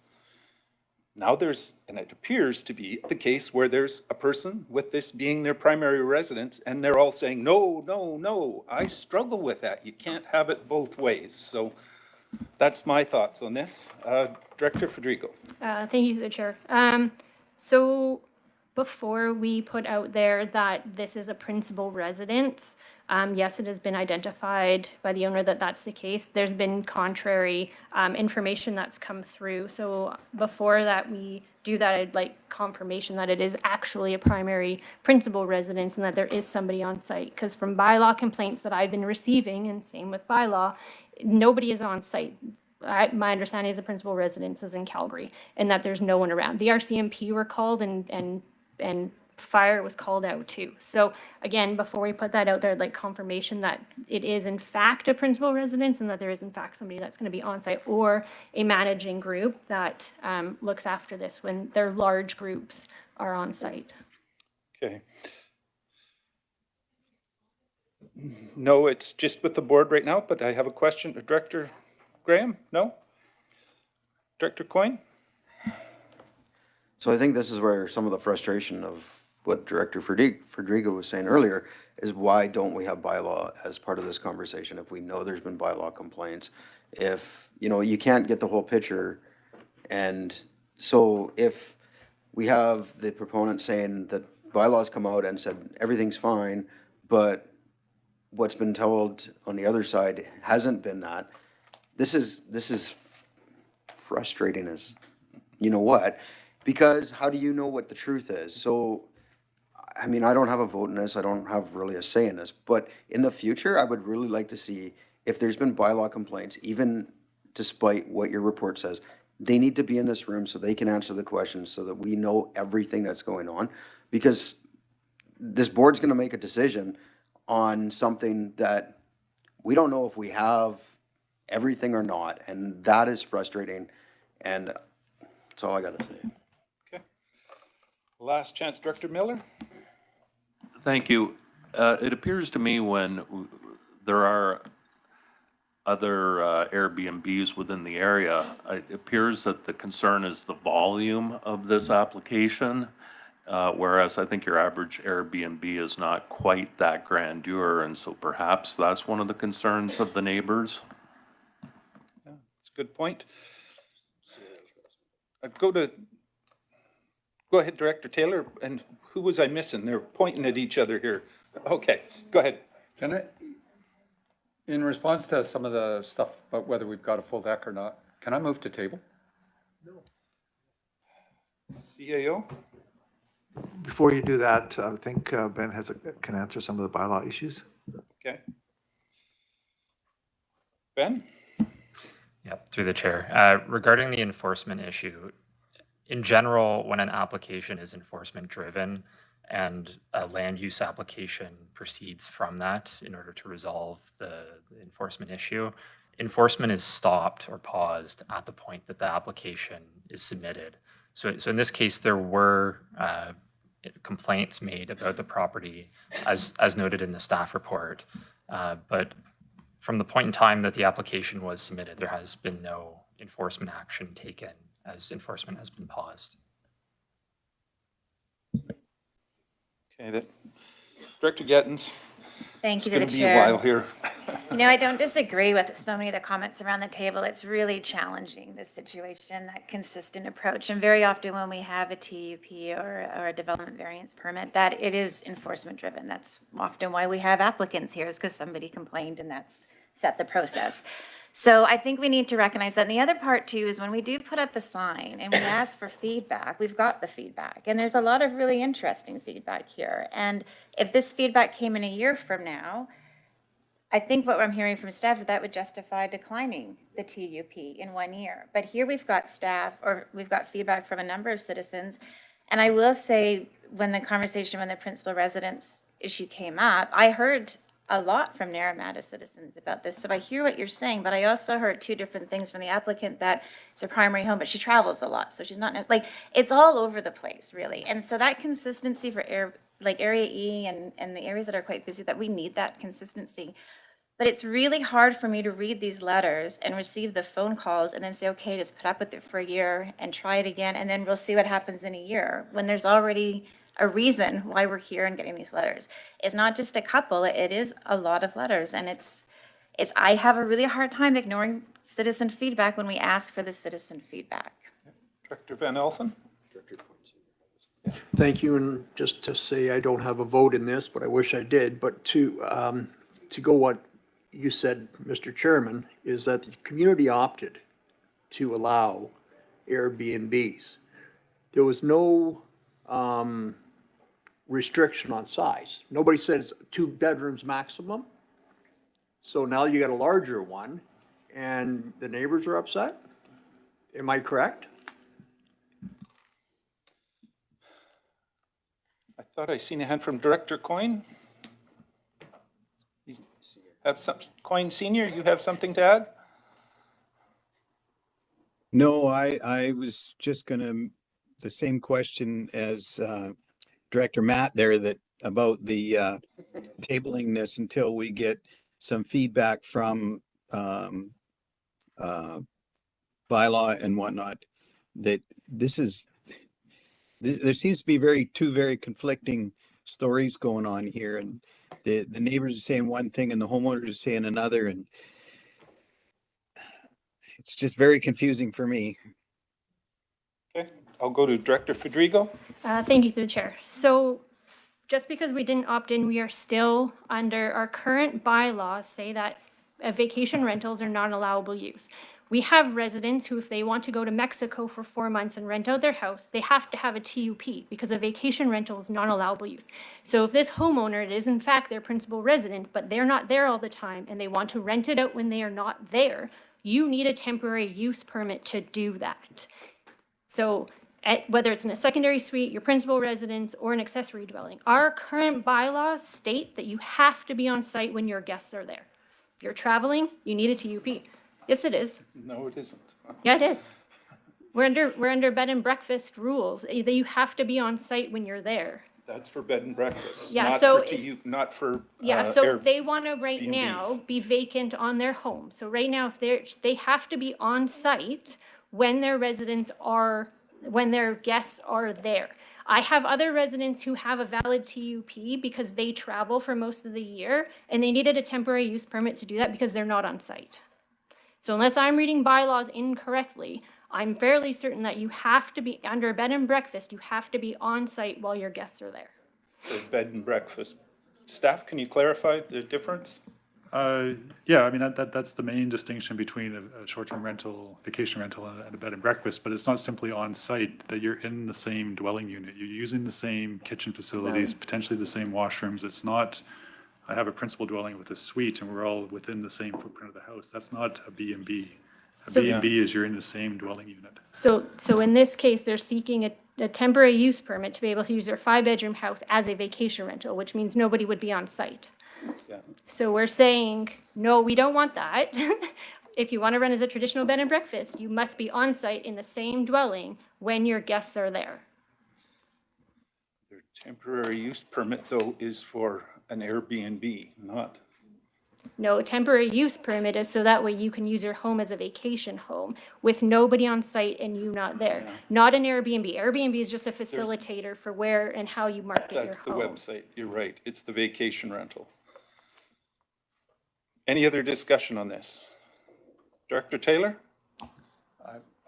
I'd move to table. We're going to move to table. We'll see if there is a seconder for that. Anybody willing to table this seconded? It's on the floor. So a motion to postpone for, normally- has to have a purpose, or a time, or a specific date. Director Taylor? So I would move that we postpone this to the next meeting, whereupon we would have additional information regarding bylaw, and the director can speak to whether this is a bed and breakfast or a Vacation rental. vacation rental. Some more clarity. Okay. We usually don't discuss tabling, and a tabling motion puts it as a corporate vote. Correct. Just so everybody's aware, everybody's voting. So on tabling it, all those in favor? Okay, those opposed? Oh gosh. Keep your hands up so I can see. Directors Graham, Van Elfen, Holmes, Bloomfield, Gilbert, Bush, Knodel. What does that put us at? Okay, so the motion would carry. Okay, so it is tabled. All right, moving on. We have one more of these. C4, another temporary use permit in Area E, CAO. Thank you, Chair. This application is seeking to allow a vacation rental use on the subject property through the issuance of a temporary use permit. The recommended motion is a temporary use permit number E 2024.007 to allow a vacation rental use at 4398 Mill Road, Naramata, be denied. Staff's here to answer questions. Okay, over to you, Director Fedrigo.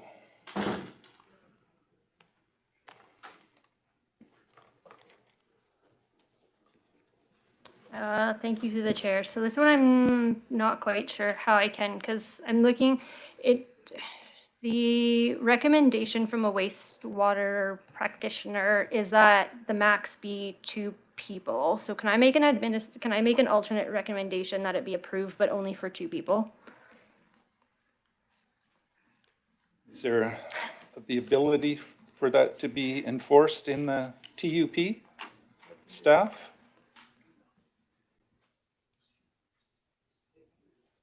For 2 people or 2 bedrooms is that? Sorry, we're just trying to figure out the situation here. So this is one of those situations where if you amend, if I understand correctly, to what was just suggested, that's actually technically not what the applicant is asking you to approve, so it may not actually work for them. So I think this is one of those situations where either you're all in or you're all out. Okay. Then I'll move to deny. So the motion to deny, is there a seconder for that? Director Taylor seconding it. I think generally we ask again, is the applicant in the room or online and would like to speak to it? I'm not seeing anybody in the room. Anybody online that I'm missing, Danny? I'm not seeing any hands.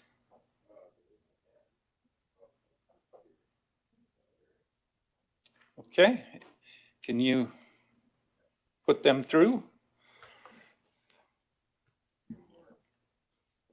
Could you say the name again?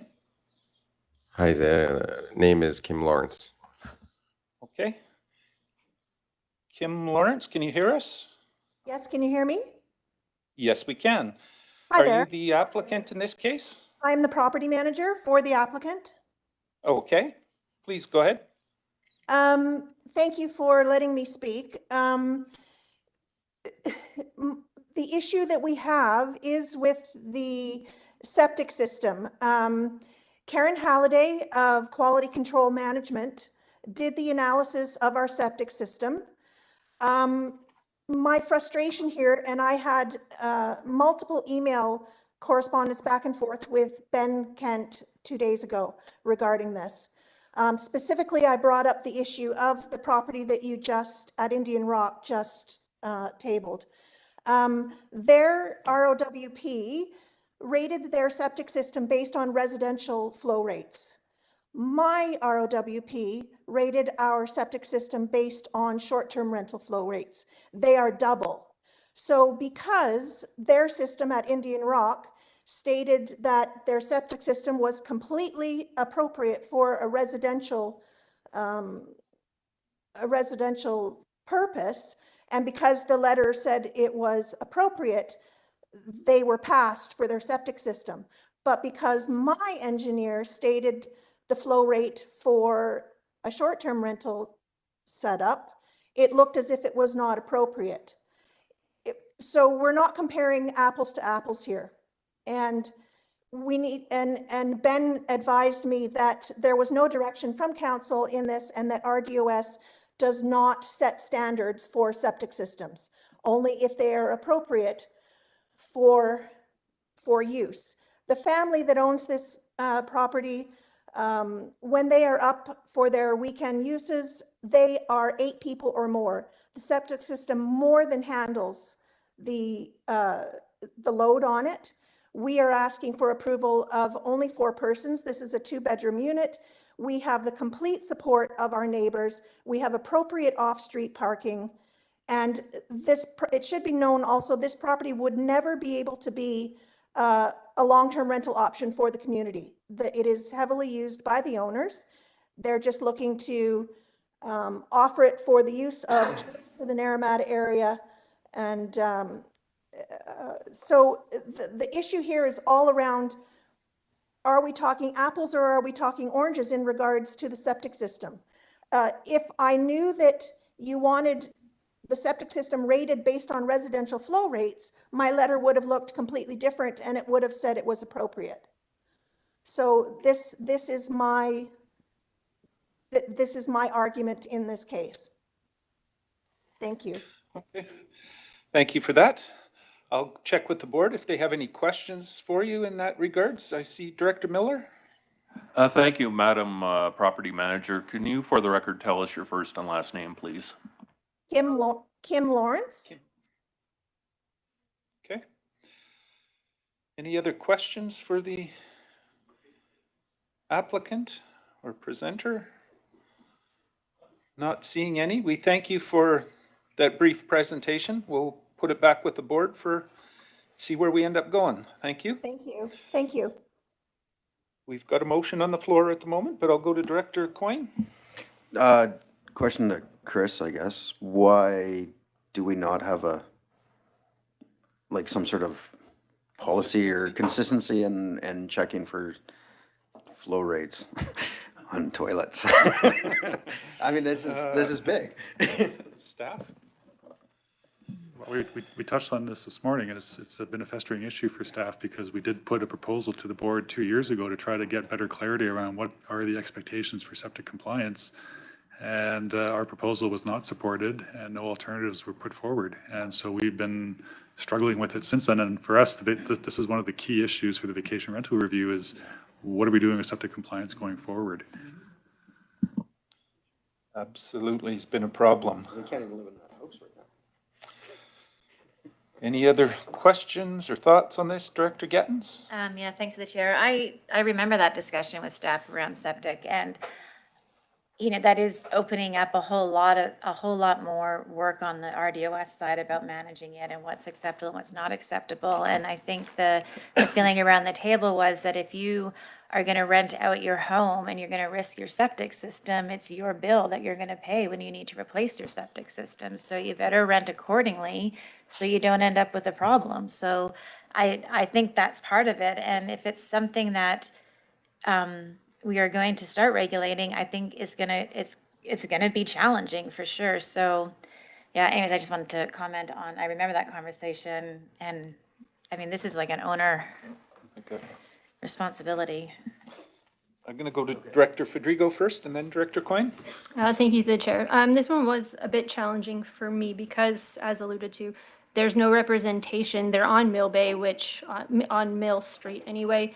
It's mostly seasonal residents, so I'd happily support this. But the challenge with the septic is that they're right on the lake, and so if we're hearing from a wastewater practitioner that the flow rates only see 2.5 people, but you want 4, like that's quite a bit. And my just concern is that this system was built in, I think it was the 80s. And again, they're right on the lake. So beyond that piece, you know, again, this is a spot in our community that warrants having a vacation rental. So there's that. So I guess just while we're having the septic conversation and down the way when we need to make these decisions, is it possible to have a wastewater practitioner actually come to the board and kind of talk us through maybe some of these different flow rates, kind of help us understand? Have we done that already? Yeah, we did. Okay. Can we do it again, maybe? I don't know if it was when it was, but staff, can you refresh our? Well, ironically or coincidentally, it was Karen Halliday who we had come and present to the board when we put forward the septic compliance discussion 2 years ago. And It was this board. we've had discussions with Karen, sorry, over the years about vacation rentals. And yeah, they do, from her perspective, they do present a significant challenge to some of the older systems that may not have been designed for that use. Yeah. So It's a valid point. Director Coyne, you're okay?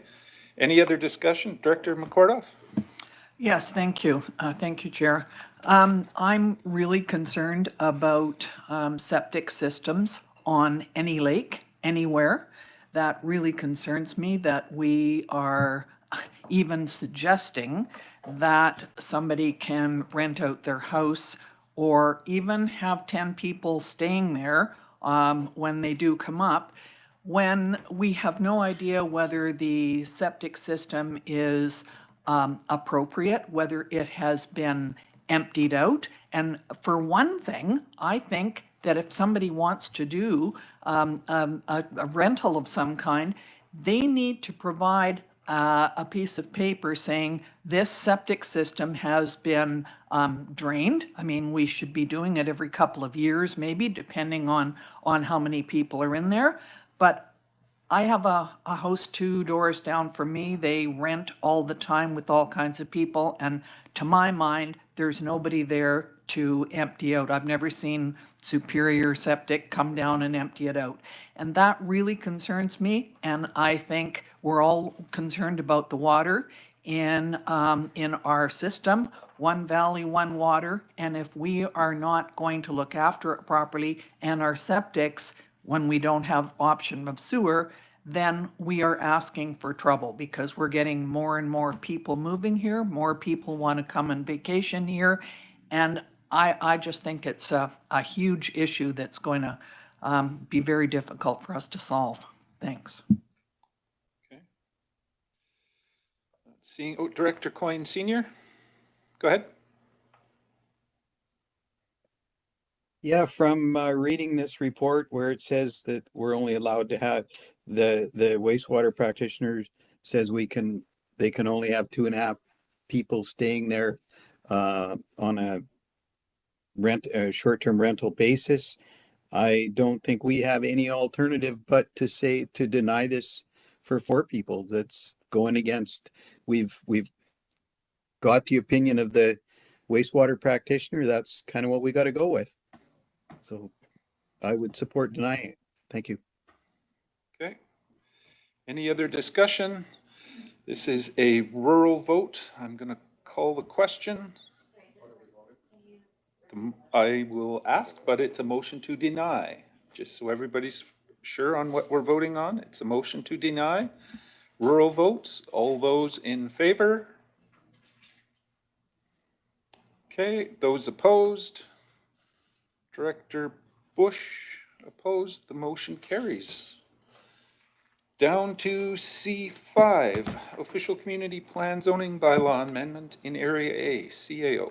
Thank you, Chair. The purpose of this report is to seek direction from the Regional District Board regarding a request from the applicant for a 6-month extension until January 25th, 2025, to obtain approval of Amendment Bylaw 2800.23, 2023 from the Ministry of Transportation and Infrastructure. And the recommended motion is that the applicant request for a 6-month extension until January 25th, 2025 to obtain required approval from the Ministry of Transportation and Infrastructure be refused, and that first, second, and third reading of Electoral A Official Community Plan Amendment Bylaw 2905.01, 2023 and the Okanagan Valley Zoning Amendment Bylaw number 2800.23, 2023 be rescinded and the bylaws be amended. And staff's here to answer your questions. Okay, this one happens to be in my area. I kind of lean towards asking for the extension to be granted. The applicant, in most, to my knowledge, has been moving forward at a steady but very slow, I will say, pace. A lot of it not from his doings. When you got to try to line up as many people to do these different reports and assessments, they don't always just fall one after the other or happen all at once. So I would think we should give him the opportunity, but I think we've extended it once. I don't know that I would ask for it to be extended again. So that would be my recommendation, is move it forward for one more extension to, I think it's worded here is of January 25th, 2025. If someone's willing to second that. Seconded. It's on the floor for discussion. Director Coyne? I know this isn't one that I get a vote on, but having to deal with Modi over the last couple of years on just a right-of-way and some other issues, it's taken us almost 3 years and we're still not final on it. So anything to do with Modi takes a long, long time. And I think it would only be fair to the applicant that you allow this to move forward, or the extension, so they do have a real opportunity to deal with Modi, because they are like molasses in January. Molasses in January. Okay. Any further discussion? Not seeing any hands. Again, this is a rural vote, so I'll call the question. All in favor? Thank you. Any opposed? Motion carries. Down to C6, regulating the creation of private utilities, CAO. Thank you, Chair. The purpose of this is to seek direction related to the proposed amendments contemplating the regulation of private water and sewer utilities. The administrative recommendation is that the following amendment bylaws to regulate the creation of a new private utility proceed to read a first and second reading and proceed to public hearing. Official Community Plan Amendment Bylaw number 3045, Zoning Amendment Bylaw 3046, Subdivision Servicing and Development Bylaw 2900.01, and Development Procedure Amendment Bylaw 2500.34, and that the Board of Directors consider the process as outlined in this report from the Chief Administrative Officer dated July 25th, 2024, to be appropriate consultation for the purpose of Section 475 of the Local Government Act, and that in accordance with Section 477 of the Local Government Act, the Board of Directors has considered Amendment Bylaw 3045 in 2024 in conjunction with its financial and applicable waste management plans, and that the holding of a public hearing be scheduled for the Regional District Board meeting for August 15th, 2024, and that staff give notice of the public hearing in accordance with the requirement of the Local Government Act. And after that long speech, staff is here to answer your questions.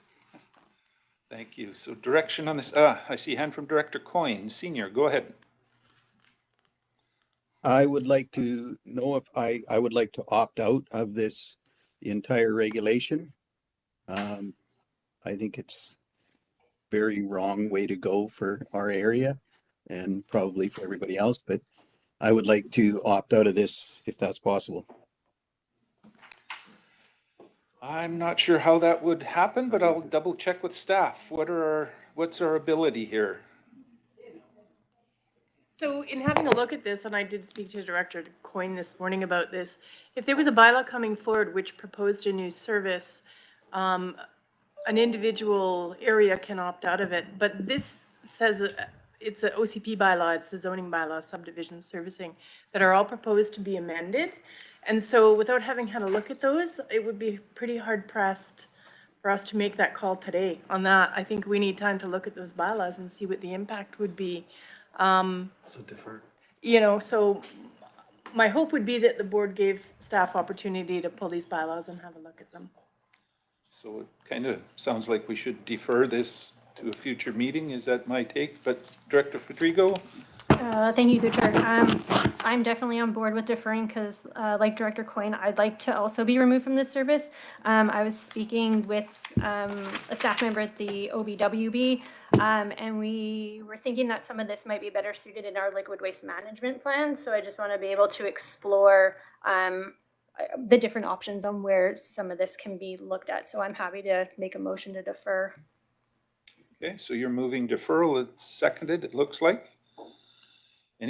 Well, we usually don't discuss deferral, but we do need a purpose for it and a potential date. Is there any thought that you're looking at, Director Federico, as to when this should come back? Or If I could default either to the CAO or possibly even to the infrastructure department, because I think they're a key piece in this that needs to be involved. And so I don't know if a month is relevant because I don't know their timelines. So if we can I'll default check to with staff. CAO. Go ahead.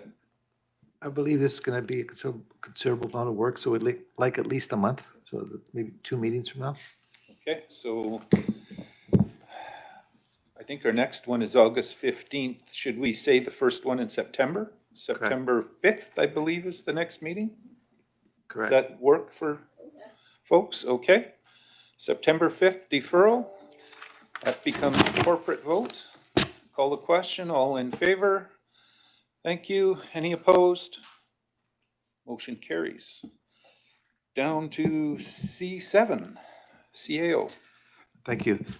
It is being proposed to introduce a new zoning bylaw for electoral area H in order to comply with the new provincial requirement for small-scale multi-unit housing in the Local Government Act. And the administrative recommendation is that the electoral area H zoning bylaw number 3065-2024 be adopted. Staff's here to answer questions. Okay, I'll go to Director Coyne. I'm sure he wants to get this one done with, but I'll check. Yeah, I would like to move the administrative recommendation on this one. Okay, so he's moving it, seconded, it's on the floor. Any discussion? Again, seeing no hands, this one happens to be a rural vote. I'll call the question. All in favor? Thank you. Any opposed? Motion carries. Down to community services, change of location for chargers, CAO. Thank you. As you just stated, this is a recommendation in regards to changing level 3, changing for the charge locations. And the recommended motion is that the board agrees to relocate the proposed level 3 charging locations from 101 Martin Street, Penticton, to a location within the Okanagan Falls locality. Staff's here to answer questions. Any questions or go ahead, Director Conans. Yeah, sorry, I don't know a lot about this subject, except for the fact that it seems to me through the chair that any electric vehicles in our fleet would need to drive down to OK Falls to get charged up. Through the chair, so this level 3 charger is focused towards public facing, so we would still have level 2s here at 101 Martin Street, which we'll be able to move if we were to move the location of the office. So the charger here would be for the staff, and this is a public one that's potentially moving. Correct. Thank you. Okay, I have a question then in that regards. There would be no public ones in our parking lot then? The level 2s could be made available to public. We haven't made a decision on that simply because we don't have the fleet to justify the number of charges that will be here. So we could make some of them publicly accessible. Okay, so that is an option. Any further discussion or direction, Director Taylor? I'd like to move the administrative recommendation. Makes sense, I guess, for you're from OK Falls. To his benefit. Moved it, it's seconded, it's on the floor for discussion. Do I need to state that I live in Okanagan Falls No. and I may have a conflict of interest? Do you have an electric car? Yeah, I don't have an EV. Okay. I do have a question. Director Coyne, go ahead. I'm just wondering why this is a board vote if seems kind of operational to me more than anything. I think it's because we'd approved them coming here, so they're changing locations. Yeah. I think that's the rationale, but he's shaking his head yes. Yes, that is correct. So I was leery to modify locations without board approval. Okay. Fair enough. Any further discussion? Oh, I see Director Roberts and Coyne. Go ahead, Director Roberts. Thank you through the chair. Just a quick question in regards to the report we read. Is there a chance to have discussion more in regards to your grading system? So for instance, in my area, the difference between like Headley and Olalla, and if we look at the rating scales, and of course I look at, you know, where the transport, where we have more people or less people or other land options. Staff? Just wanted to have a further discussion about that at a later date. Yeah, we could look at that scoring process, but the main driver there was the ease of moving this location. We're looking to install the charges within this calendar year, and to arrange anything that wasn't RDOS owned or managed land, it would be challenging to negotiate within that time period. So that made that waiting work that way. But happy to have further discussions about that waiting schedule. Okay, sounds good. Director Coyne. Just curious, are these like pay-as-you-go ones, or are they freebies, or what's the deal there? These will be pay to use and will generate revenue back to the RDOS, which will in turn repay a portion of the loan, as well as the cost of servicing those units. Okay, any further discussion? Seeing none, we'll call the question. All in favor? Thank you. Any opposed? Motion carries. Down to finance. Grants for fire departments, CAO. Thank you. This is exactly what you said. This is a further grants for the fire departments. We've been actually very successful with these grants, and the recommended motion is that the Regional District of Okanagan-Similkameen submit an application for the 2024 grants for the volunteer fire departments and provide overall grant management for the grants that we will be providing the management. Okay, someone's prepared to move that. It's moved, seconded, it's on the floor. Any discussion? We always are in support of grants, but Director Roberts, go ahead. Yes, thank you, the chair. I had just a quick question. Is there a process when we're dealing with something that's beneficial for us all in regards to getting fire department equipment, especially for interface fires? For instance, when we have like a non-RDOS fire brigade, are we able to support and or manage funds for these little brigades that may be throughout the region, but that are not RDOS? Try to ask the CAO for that clarification. That's a good question, because how would it be funded? We'd have to establish a service, and that service would have to be funded from taxpayers. So other than having either a regional, which is not something that's normal, or a rural grant and aid, more likely a rural grant and aid, but you can't do those for more than 2 years. Yeah. So the answer is no. Hard to do. Okay. Any further discussion? Seeing none, this one happens to be again corporate vote. All in favor? Thank you. Any opposed? Motion carries. That brings us down to F2. F1 was removed, so F2, Fire Protection Agreement between RDOS and City of Penticton, CAO. So thank you. For this one here, the fire protection agreement between the Regional District for West Bench and the City of Penticton expired on December 31st of last year. in discussions with the city of Penticton, while they're still, while they're still providing fire protection, we both want a formal agreement renewed for at least 1 year. And as soon as, if this should happen at this meeting, we will start immediately looking at a 5-year agreement, which we will start negotiating. I don't know if it's gone to the City of Penticton Council. It's supposed to be going at approximately the same time as us. So we're both in agreement, both staff, to take it to our council and board. So the recommended motion is that the fire protection agreement dated February 28th, 2018 between the Regional District of Okanagan-Similkameen and the City of Penticton for first responder and fire suppression services to the West Bench Fire Protection Area be extended to December 31st, 2024 to allow for negotiations for new terms. Okay, I'll go to Director Gettins. This has been a good day about partnership between Greater West Bench and Penticton. So yeah, I will move the administrative recommendation, please. Moved and seconded. Any discussion? Director Taylor. I'm just wondering if during these discussions, there can be any discussion about other partnerships between the city of Penticton and other nearby communities regarding specialized equipment that might service 4-story buildings? CAO. Certainly, we can add that on, and it'll be up to the city of Penticton to consider it.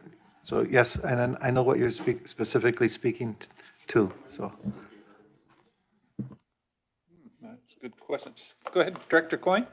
I'm just wondering, would that not be under our mutual aid agreements that we already have in place? Or it could be part of that somehow, or added. CAO?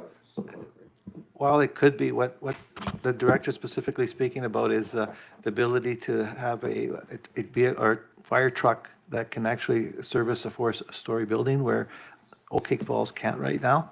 And it's something that I've negotiated an agreement with another municipality for a smaller municipality where you actually you pay a retainer so that the municipality would get a guarantee that that truck, if available, if not being used in a current fire, would go to the other one. So it's slightly different. Okay. All right, follow up, go ahead. Yeah, I really did like the Peachland example, which was the retainer, and it was very inexpensive and had never been used in 6 years.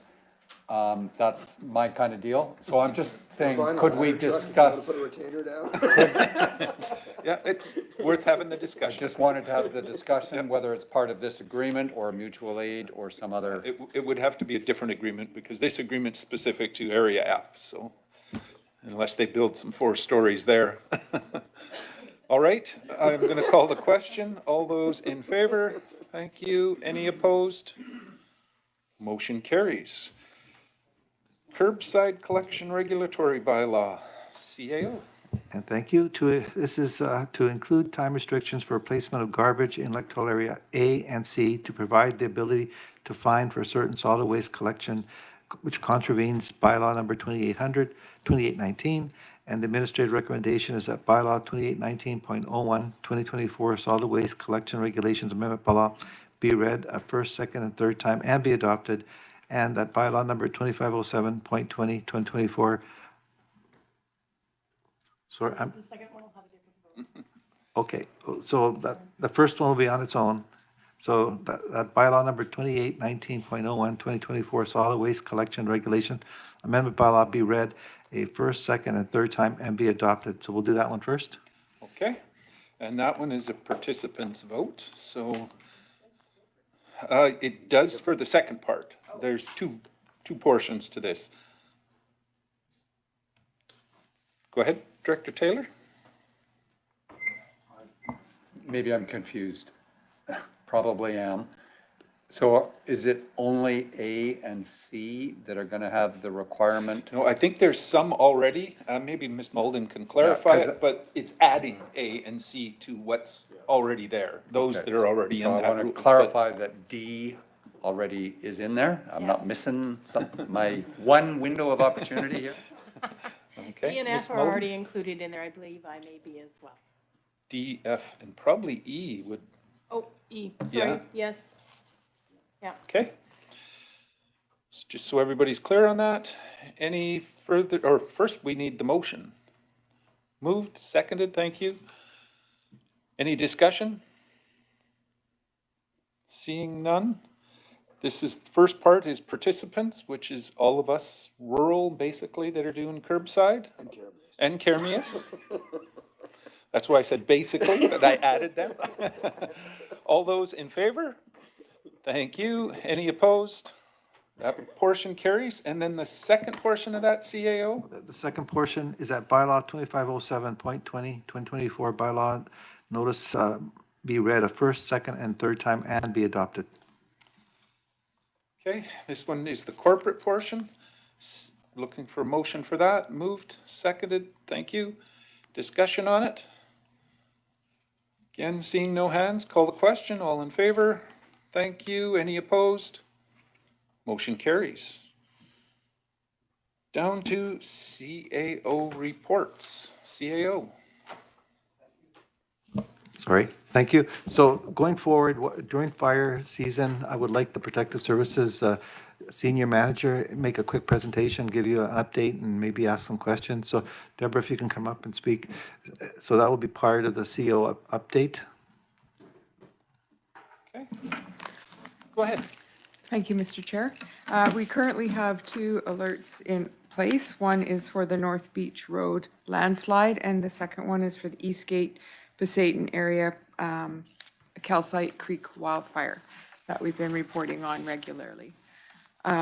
There was a new fire start today at West Bench, but it is now marked as under control. And there was also last night a Dark Lake fire that is now marked as being held.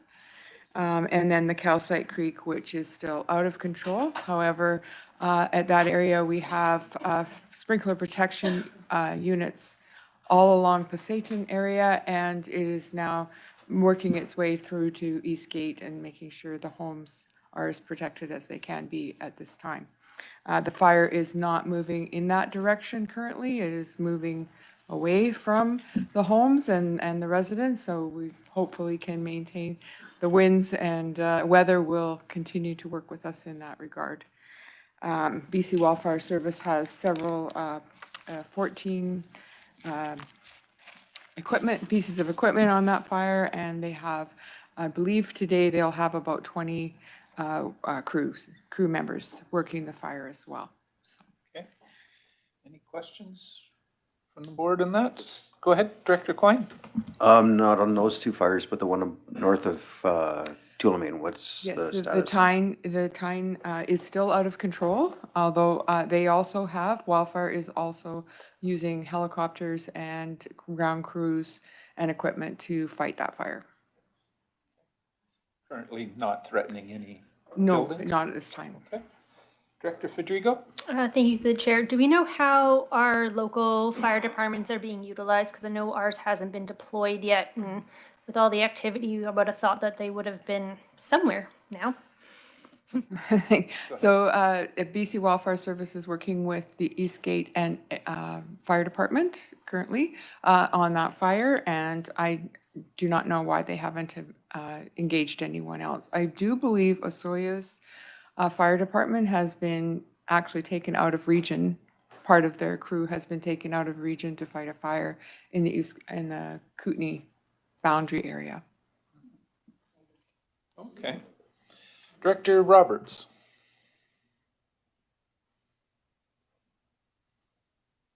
Thanks to the chair. Kermius District Fire Department has utilized its recently purchased trailer that's set up sprinkler systems that's under BC wildfire, as well as 2 other units that have been sent off to help support. So they tend to get called right away. And I also believe that it's some ARIS as well was with their trailer. Okay. Also, just so you know, the fire chief from Apex has been employed by BC Wildfire Service to manage or do incident command for sprinkler protection unit. Oh, okay, interesting. Director Taylor? Yeah, I'd just like to say that I appreciate the regular updates to the board or the policy group, which is, I think, a change from last year, and it just helps to feel that we're part of the picture and are not going to be brought in at the very last minute if there is a decision and we've got no real background of what's been going on. So thank you. It's my pleasure. CAO? Just want to add to that, it's not just you as the directors that are receiving the updates. Going forward, all of the CAOs are getting updates, and I've asked them to actually forward it to the council members of each of your areas that aren't on this board, and also all of the First Nations and their staff. So if you ever look at the CCs, there's quite a large number. And we had a meeting this last Monday with the Loris and Milkameen band, and they're very receptive on being partners. And tomorrow I've got a meeting with PIB. Great. Director Conans. I just have a quick question about the fires that we've had, and it's obviously we want to deploy as many people as we can on them, but I just wanted to know, just so I get a better idea of that department, is how much would you say over time has our staff had to use for what's occurring right now? Just so I can get an idea that at the end, when does overtime occur? Okay, CAO? I'll start off and then I'll pass that on. First of all, you now have 4 members in that department, Protective Service Department, double what you had. And this is, with all the fires that we've had, I've never seen so little staff that were actually utilized, because the 4 are doing an awesome job. We do have communications in there and planning and GIS, but right now they're handling it, and I can pass that on. They're doing a fantastic job, and I credit Deborah is fantastic, and I'll pat myself and the other 4 members on the selection committee for hiring her. A pat on the back, okay? Go ahead. Thank you. So we have done minimal overtime. However, BC Wildfire Service, of course, does a lot of their reconnaissance later in the day. And so our meetings with them are starting at 4:30. So there is some, between 4:30 and 6 o'clock, where there's a couple of us engaged, 2 or 3 people engaged. On the weekend, we also came in for a period of time on Saturday, and all the information time that we send out also engages staff to do that. So whenever we're doing that on a weekend or after hours, that is when we're doing overtime. But really, at this stage, with what's happening, it's very minimal. Even during the day, we're doing regular work. Yeah. Thanks so much. Okay. Anything further, CAO? Nothing further. Okay. Thank you for that. Verbal update. Chair's report. I will just mention to the board that I believe we're looking at next meeting, having a report in our CAO recruitment and probably be a presentation or an update as to where we're at with that. The first director's motion is removed. Director's motion from Director Taylor, H2.2. Go ahead. Yeah, and I'm going to look to staff here. I had put forward a motion that I would like to see briefs to the board, particularly on major issues, include a piece on a communications plan. So that was what my motion was speaking to, but I've also heard from staff that they were moving in that direction. So perhaps Christy would inform us. Ms. Molden? Sure. Thanks, Chair. So yeah, that was good timing on your part. We were right there with you. We've identified that not only do we need an expanded communication section on our board reports, which is what you had been asking for, but also that we need to look at communication plans when we embark upon a project as opposed to partway through or at the end. There's lots of opportunity for us to engage more fully and communicate more in depth if we can get into the very beginning of a project. So we have new procurement software called Bonfire, and we will be notified communications will as soon as somebody puts in a request for a project. So at the very beginning where there's an RFP, that sort of thing. So we will be working with the department to build a communication plan immediately upon being notified that there's a project moving forward. The directors also will be provided, those that are impacted, will be provided a copy of the communication plan and offered an opportunity to feedback at that point as to how we are going to communicate and engage on that specific project.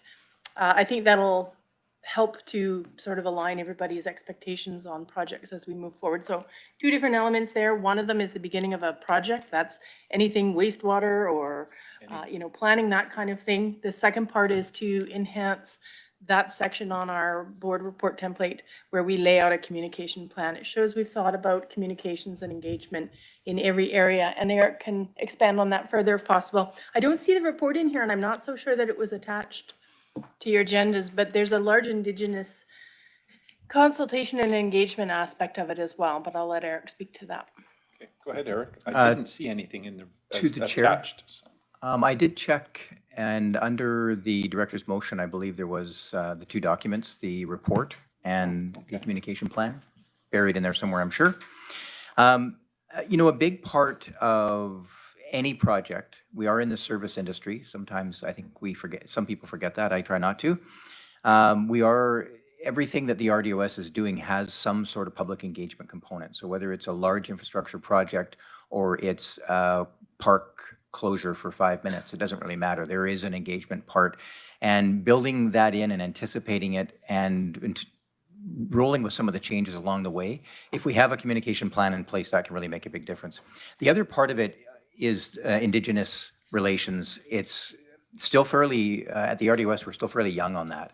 But we know from speaking with our counterparts around the province, different regional districts and municipalities are at different phases, different stages of improving and building on Indigenous relations. It's an ongoing project. It's not, it's not a checkbox. It's just really building relationships, and every day that's what happens in all of the interactions we have that involve Indigenous communities. And I know the CAO mentioned he's meeting tomorrow with PIB. Those ongoing meetings can really make a big difference. But what we do as an organization can also make a big difference, our actions. So with the communication plan, it has a component in there for what we call Indigenous relations, and it's something we still need to continue talking to Silk Okanagan communities about what our plans are, because we don't want to just have plans and then share them and say this is what we're thinking. We really need to build those bridges. So that's a big part of a communication plan, is what have you done on that side of things? Okay. And we hope we can improve that. So Director Taylor, do you think you need to move this motion forward or see how this plays out and then, okay? So we can just move on. Go ahead. Sorry to interrupt. First Ms. Malden and then Director Holmes. There is a resolution on there, a motion on there underneath to support the changes to current practice. That would be something that we would like to get some board direction on, whether that's the way that the board wants to move forward or not. So there is a motion there that the regional district implement changes to current practice to now include a communication plan for all projects and initiatives with public engagement components, and further that the board reports, which is what Director Taylor was initially talking about, which relate to projects outline a communication strategy to be undertaken. Okay. Moved, seconded. It's on the floor. Director Holmes. Okay, so in the recommendation, it says all projects with public engagement components. Down in the analysis, it just says all projects without mentioning public engagement components. So I just want to be clear that, I mean, there are some things we do, some projects we do that don't require a communication plan. You know, if you're changing a widget at some facility or something, it doesn't need a communication plan, surely. So I guess how do you define what a public engagement component is? And where do you draw that line? Okay. Eric? To the chair. I think defining that is really important, but there are 2 versions of this communication plan. One is more comprehensive for larger projects that we know for sure do have a public engagement component. The other one would be, as you mentioned, maybe even just updating a sign at a facility. There are parts of that communications would still have to be involved in. We may have to review the sign. And that's not the public engagement part, but it is a communications function. So we may ask still for the less comprehensive version. We haven't really established exactly what those parameters are, but I would say that the key part is when any request comes in from a department, we ask that they meet with the manager of communications and engagement, myself, and we have that initial conversation. And in that conversation, we may determine that there is a question about whether this is engagement or public or communications or not. And then we would go from there and possibly talk to the deputy CEO or corporate officer for more. So we don't have an exact guideline, but we know that most of what we're doing as an organization does involve the public and will need to communicate out in some way. The idea with the communication plan really is to track the requests that are coming in and to help the requester be able to make sure that they're on track and that the public knows what's happening. Because there have been cases in the past where things have kind of come up by surprise and, oh, we're going to be closing a road or something like that. So to answer your question, we could certainly build that in as to take the subjective nature out of it. But I think we'll have to have that conversation. Okay, Ms. Malden? Just to expand on to that a little bit as well. A couple of years ago, the board received a document, a public engagement strategy that we adopted moving forward, which embraced those sort of international principles of communication and engagement. That offers 4 different sort of levels of engagement, and one of them is none, you know, and the last one is significant engagement. So that's what we use as a guideline as well. We're happy to bring those documents back to the board, just as a refresher. Okay. Director Gattens? Thanks, the chair. Just, I like where this is going for sure, but I'm wondering if you can add the school district somehow on here, especially for Area F. That's a big one. We've had events up in Area F at the school, but we didn't get on the school district's timeline early enough so that the school can then let the students know, which is why we were having the event in the first place. So just making sure that we're connecting with our partners in a timely manner that matches with their timeline would just be a good prompt on here, please. We have an in at the school district, a former employee who we stay close with, so yes. Okay. Anything further? Director Holmes? Just as an aside, since the original notice of motion was specifically to do with board reports, and it's kind of to do with communication, I wonder, would we be able to get the slide presentations, when there's slide presentations, as part of our agenda package, so that we have them, and so the first time we're seeing them isn't at a board meeting, but we see them with the agenda? Ms. Malden or CAO? So with PowerPoint presentations, when staff do have one, sometimes they provide them with the reports. Lots of times they provide them just at the meeting. And the reason is that we all use PowerPoint differently. Some of us use it as a reference tool, a speaking, you know, keep your thoughts in order. Others use it as an expansive. Chris Garish's have all sorts of details and everything. So when you release a PowerPoint presentation that it has basic bullet points, it can be really misconstrued in public before you even have a chance to talk about it, you know, to expand on your thoughts. CAO? I'd like to add too, some PowerPoints are done the morning of the report of the board meeting. And those ones there, that's an automatic no, but I myself, in quite a few cases, if I do it at the same time as I do my report, you will get it. So if it's done early enough, yes. But one of the things that we can do is if there's a PowerPoint presentation done after the cutoff date, so you get your reports on a Friday and we finish it on Monday, Tuesday, whatever, I'll direct staff through legislative services to send it to you separate than from the board reports. Okay. Follow up? Go ahead. Just to follow up then, even if we don't get the slides, then I think we shouldn't be getting new information on the slides that isn't already in the report. And so, which sometimes does happen. And so if, you know, there shouldn't be any new information on the slides. It should be in the report then, one way or another. So. Okay. Director Bloomfield? Yeah, the report that we had today on the Sage Mesa, that link that we got to the slide report a couple of days ago, I found that very useful just because of the amount of technical information on it. And I think that, you know, if we do have a factually intense slide report, then it's good to see that in advance. Yeah.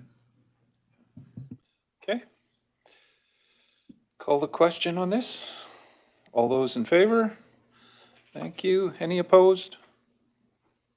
Motion carries. Brings us down to board members' verbal updates. Anything to report from your area or municipality? Director Federico. Thank you, through Chair. I was just at the Pacific Northwest Economic Region conference, and so for anyone thinking about going, go.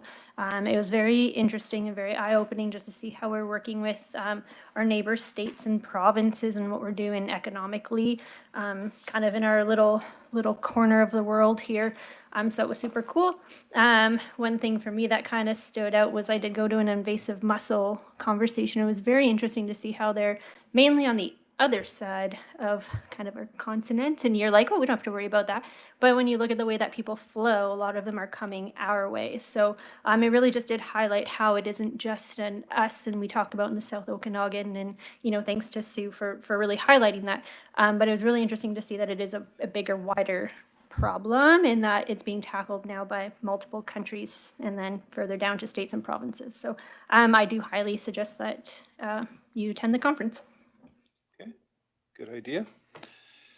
Anything else to report from your areas or municipalities? Seeing no hands, that brings us to the closed section section. And I got to read this out, that in accordance with section 91I and K of the Community Charter, the board closed the meeting to the public on the basis of the receipt of advice that is subject to solicitor-client privilege, including communications necessary for that purpose, and that negotiations and related discussions respecting the proposed provision of a municipal service that are at their preliminary stages, and that in the view of the council could reasonably be expected to harm the interests of the municipality if they were held in public. And also, the next section has amended to include section 91C, labor and other employee relations.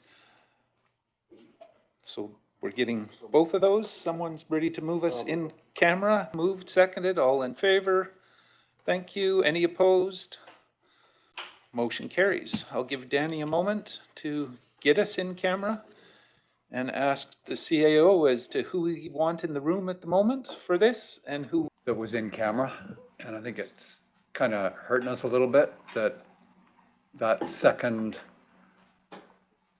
bid was only looked at in camera. Yeah. And We'll find out when. Be helpful if we could get that out of camera. I think we need to do it all kind of at once, probably. This is just my opinion. When we come up with some actual what it's going to cost people, then we do it. We are live. Do it all at once. So, motion to go out or to adjourn? Moved, seconded, thank you. All in favor? We're done. Thank you, folks. Anybody opposed? No.